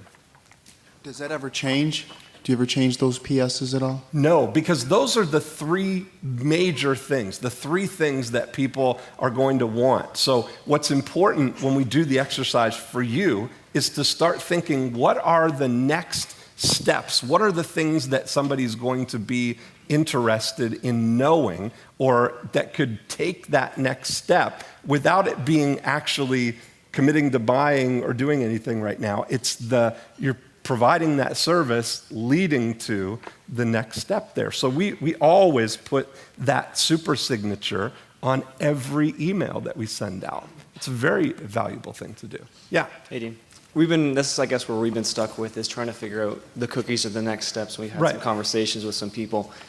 And even last night, they're saying, well, what's the catch? Like, I feel like I'm offering these cookies, we're offering a free audit, we're offering this and this and this, and we really haven't got the response we're expecting, because I feel like they're thinking in their mind, well, what's the catch? When are you going to start selling me something? So how do we address that? Well, is that actually what people say to you? What's the catch? Or are you imagining that? We've generated over a couple hundred leads. Right. And we haven't gotten the response to our free cookies as we wanted to, I guess. I don't know. We're just trying to figure out what that free offer could be, and if there's too many whiskers involved, or if they're thinking, well, what's the catch? Why aren't they taking that step? Right. Well, so that's what you're wondering, is there too many whiskers in there that they're taking the step? They're not saying to you, what's the catch? You're saying, you're putting words in their mouth saying, what's the catch, right? And I think that what would be more a beneficial question for you to ask is to imagine that they're asking, what's the benefit? Okay. You know, what you described to me, you guys do SEO for dentists. And so when you're talking about a keyword audit or doing those things, you're talking about a procedure. You're not talking about the benefit of that procedure. And could it be that they're not doing any SEO with their website, so they don't even know that audit would do anything for them, right? So what would be, let's just back up and say, what would be the benefit that a dentist would really want? I mean, what's the end goal? What's the result that they want? More traffic, more A patients. patient in the chair, right? That's really what they want. That's what you're looking. If you can connect the dots from whatever your offer is to a new patient in the chair, that's the path that you want to head on, right? So it's not easy to see how a keyword audit is going to lead to a patient in the chair. And even when we were talking out by the pool that I shared with you, and a lot of people are in SEO or do offer SEO services, that it's something that is kind of a scary thing for people. It's unknown. It's a big mystery. You're going to go in behind my screen and change all my stuff on my website. I don't even know what's happening. And hopefully, 90 days from now, I'm going to see an increase in the traffic that I get, and you'll show me all these reports that show that I'm ranked this high for all these keywords, but I'm looking at my chair, and there's still no patients in my chair. And I'm paying you every month for this. So what I suggested to you, and I'll share this with everybody, is there a way that you can balance that so that there's something that they can get immediately? Do you have a magic trick that can get a patient in their chair next week? That would be valuable. That's the kind of thing that you want to start thinking about, right? More about the result than about your process. Okay. Yeah. Yeah, I mean, even if you could pay to make that happen.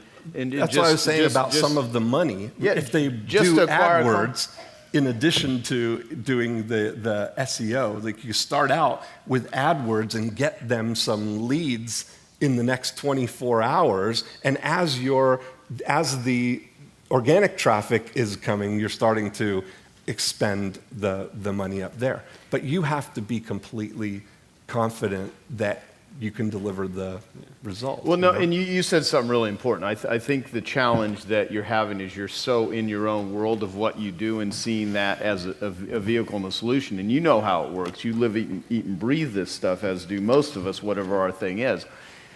But even with carpet cleaning, like I had to sit and figure out, like most people would choose a carpet cleaner based on price because they had no other criteria to make a buying decision. And I had to think about what are all the things that people don't know that they don't know. And, you know, Dean Graziosi talks about making it so low that the goats can eat it, you know, like the grass. And that's the situation that you're in. I mean, it's you've heard this a million times, but the whole, you know, people don't buy a drill because they want a drill. They buy a drill because they want a hole. And so what is the hole that people want? And that's the level that you need to talk these people out. Because I can assure you, you know, even me, as much as I know about marketing, when it gets really technical, shit like SEO and stuff, you know, even to me, it's like it sort of, you know, there's all kinds of areas that I don't know that I don't know. There's all kinds of things in my websites that could be dramatically improved, and everyone and their brother pitches me on stuff, but I only work with people that can actually educate me at the level to where it makes sense, so that, you know, I've always gone back, like my consumer awareness guide template. You know, dear homeowner, you know, I wrote this guide, you know, to help you choose a carpet cleaner, from super low prices to high pressure sales to worthless methods and unqualified technicians. How do you ever find a qualified professional carpet cleaner? You start by reading this guide. Now with this information, you can make an informed intelligent decision. Yeah, we And follow that process, and we have a consumer awareness guide, so this is where we're trying to find out the cookies at the end of that guide. Right, well, so what Dean was saying, in order for them to make an informed, intelligent decision, you literally even got to dumb it down more and really focus on, nobody wants to do SEO. What they want is they want patience. Okay. And so that's just the vehicle of getting there. And so I think you're really close. And look at it this way. If this shit was that easy to get psychologically, everyone would be successful. Everyone would be doing it. I mean, there'd be no reason for us to do this thing. Marketing is applied psychology. And more than anything, you're seeing ads, you're seeing promotions, but this is really crawling inside the minds of your prospects and clients and persuading them to think, decide, and go your way. And there's real power in that. But people, the hardest thing for people with marketing is not what they know, it's to unlearn all of the useless shit that they don't know and really get to the core of, what do people respond to. You've got to align your definition of success with their definition of success, because sometimes they're at odds. Like most SEO people, a lot of way that they define success is, look at this, we got you ranked on the first page for all of these keywords and they could be obscure keywords, not the keywords necessarily that people are searching, but you're counting that as a win that we got you on the first page. And they're looking at their criteria for success is, there's nobody in my chair. That's the thing. So you've got the advantage that you know how to get the traffic, but you can't sit there and think that you've done your job by delivering them the result of being ranked up in the top on the first page. You can really distinguish yourself by not only doing that, but having the way to bridge from being on the first page to being in the chair, or at least identifying themselves somehow, Yeah, if you can apply marketing to this technical skill that you have of delivering visitors, that's where it really can. When they start talking about like different web methods they've used, I love always the thing too, because sometimes it will polarize people if they'll talk about how many hits they get to their website. Someone will do big PR, and you've heard this before, but just tell them what hits really stands for, how idiots track success. Yeah. It's like if you can't convert it, so what? And so, So you can differentiate yourself right away by speaking their language, by talking about, here's how we can, turn Google searchers into new patients for you. Okay, and real quick, what would you suggest for ongoing education?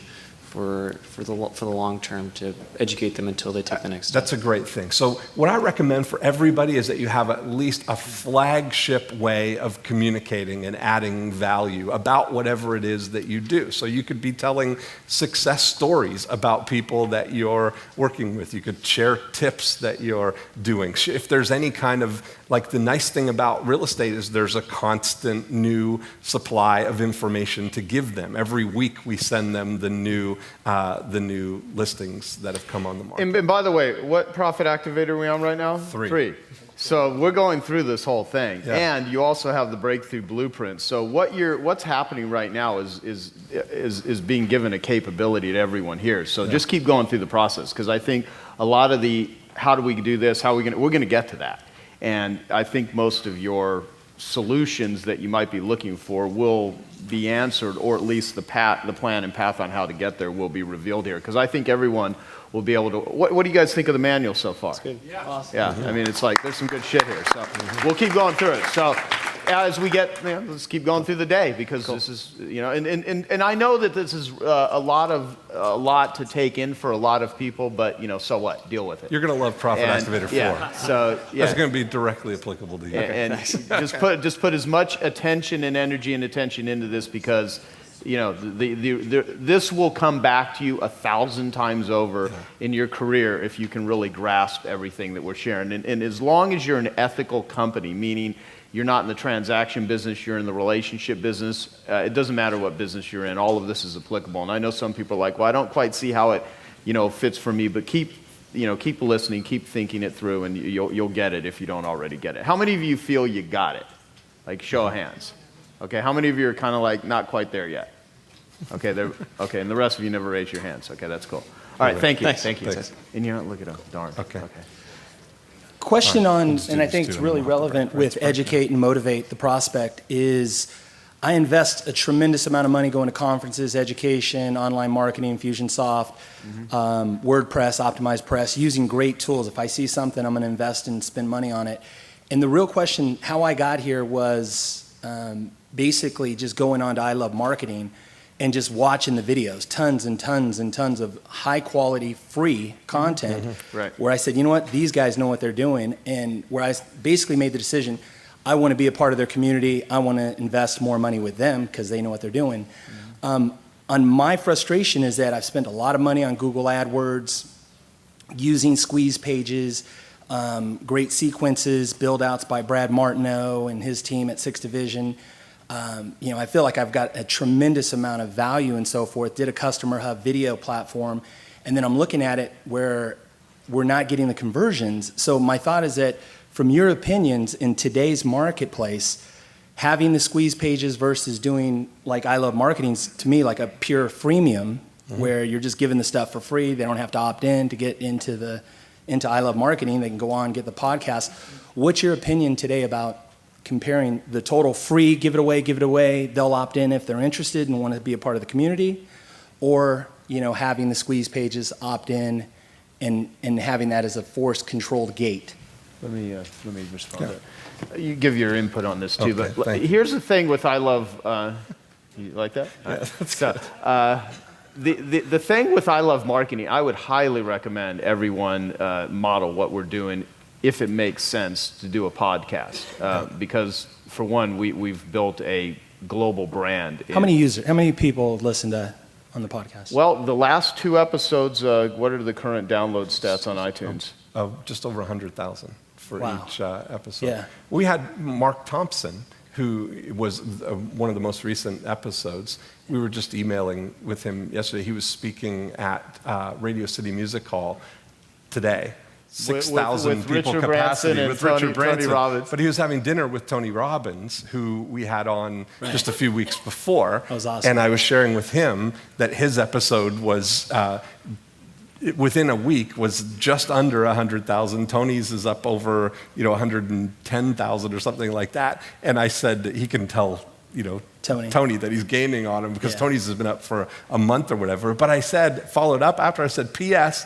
You guys have reached the equivalent of 32 sold out Radio City Music Hall shows. Totally. With one podcast. It's Right. like, when you imagine real people, like 100,000, that's the Michigan State football stadium on Saturday, 100,000 people.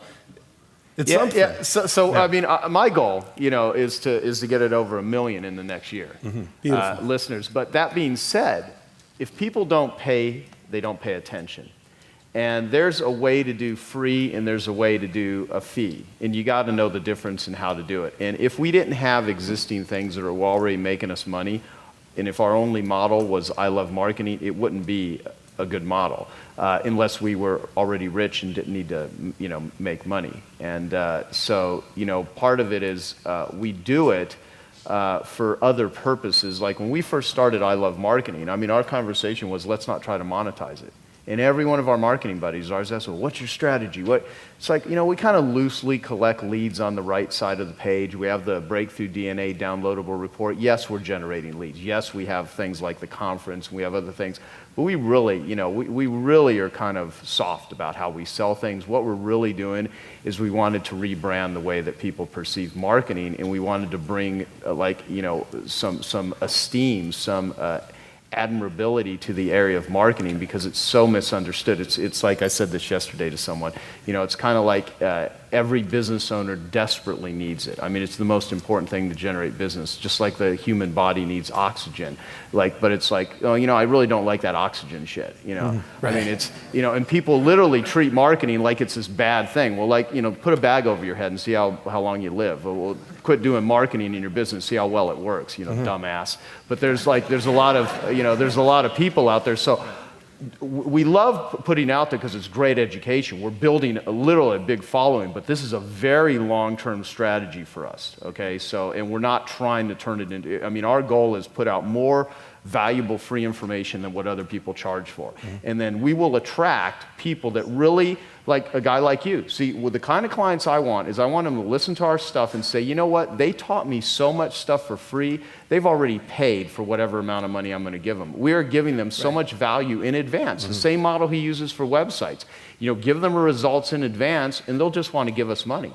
Right. You know, and that's kind of what our strategy is there. So doing that, but there's the other benefit of doing it. If you actually go out and teach, it will accelerate anything that you're already doing and make it better. That's why we encourage people to do I Love Marketing meetup groups. You want to get really good at this marketing stuff, leave this conference and start up an I Love Marketing meetup group and use our curriculum. We have it, we lay it out. That was one of the things. We didn't even like intentionally do that, you know, to set out to start all these meetup groups. That started organically, and we started to kind of create an environment that people could do that. But even just the name, I Love Marketing, it's like creating a movement. It's something you can get behind. Totally. You know, you're gathering a community of marketing lovers. Totally. But you know what? We'll talk about this further too, because I kind of get your point. You know, when you got to test it. And like if I just gave away a free room of carpet cleaning, but I didn't have a carpet audit with it so I can instill value, it wouldn't work because it wouldn't, see, if you're going to give something away as a sample for free, there also needs to be a process where you instill what they're actually getting so they really believe they're not just getting a throwaway. My recommendation for you, for anybody like doing it on a smaller level with one business is to collect names and email addresses. Do all of your educating and motivating behind the next step, behind somebody leaving their name and their email, at least, so you can communicate with them where you're controlling the communication. Very good. Thank you. Yeah, thank you. Wesley. Hi, guys. Hey. I'm in the residential painting business and been going through the profit activators for our interior painting. And one of the things that I've realized is that people, kind of like we were talking about with the dentist, people aren't buying painting so much. They don't want to, they're not excited to have us come in and move stuff around their house and, you know, be in their way for a couple days. But they want the end result. They want their home to look and feel different. And I've named this process our transformation process. And where I'm getting stuck is that one of the most valuable parts of this is picking the colors, and it's more about decorating. And that's not my expertise at this point. I'm learning more about it, but I've traditionally relied on decorators to do that. And so I'm trying to figure out how do I, you know, if my cookie was to offer a consultation with the decorator, how do I make sure that that continues so that I get credit for it, basically? When you control them. I think if you can package up the thing that it's going towards it, I've often thought about, you know, if I were a painter like that, how much would it cost to do like a average living room, like a 20 by 20 living room kind of? Let's say $1,500. Okay, and is that what you, I mean, is that? If we're doing the walls and trim and everything. Yeah, is that what you like to do? I mean, would that be a good interior job to start with for you? Yeah, that'd be decent. And so you see all these shows on HGTV that are like complete room makeovers where they come in and they basically accessorize and paint. That's really what they do to make these transformations, right? That what if there were a way that you could, together with a designer, instead of a $1,500 thing, it's a $2,000 thing, but it's a complete room transformation, including the consultation with the designer and some budget for pillows and accessories that are going to really complement that whole thing. It's kind of you're creating some excitement around that, right? Like how living room transformation, $2,000 or. Yeah, and that's where I'm going with it. And you've already answered the question. It's kind of like you've already made a decision. You're just dealing with implementation, which is something that Dan Sullivan would say, and or has said. And what I would do is I would sketch out this sort of experience that you have in your mind right now and just lay the whole thing out and process it as much as you can. The same way that I did the carpet audit so that an idiot could do it as much as humanly possible. Because there's a certain level where you have to rely on artistic talent. There's like art and science. You want to get as much of this into the science realm as you can. And so you can plop in a new Lassie the same way you'd plop in a different decorator in case something went, seriously, I mean, that's what it is. So you just want to set it up so you can, it's canned and cloned, and you can rely on humans the least as possible. And then you can get multiple designers, decorators. That's what I did in my cleaning business. I was doing joint ventures with dry cleaners of clothing, chiropractors, designers, carpet retailers. It doesn't matter what business you're in, but you processize the whole thing. Yeah. Does that make sense? But we'll get more to this as we go through it. We got a break. And we got a break. Hank, you want to say it real quick? I'm sorry. I just wanted to make a suggestion on this topic. I don't know what it's like in the other parts of the country, but in Los Angeles, there's a firm called 1 Week Bath. Very simple. I don't know how they do it, but when they start, they're done in a week. And you could certainly do that with what you're doing. Yeah. Some version of that. That's probably a 2-day process, right? Or for somebody's living room. Yeah.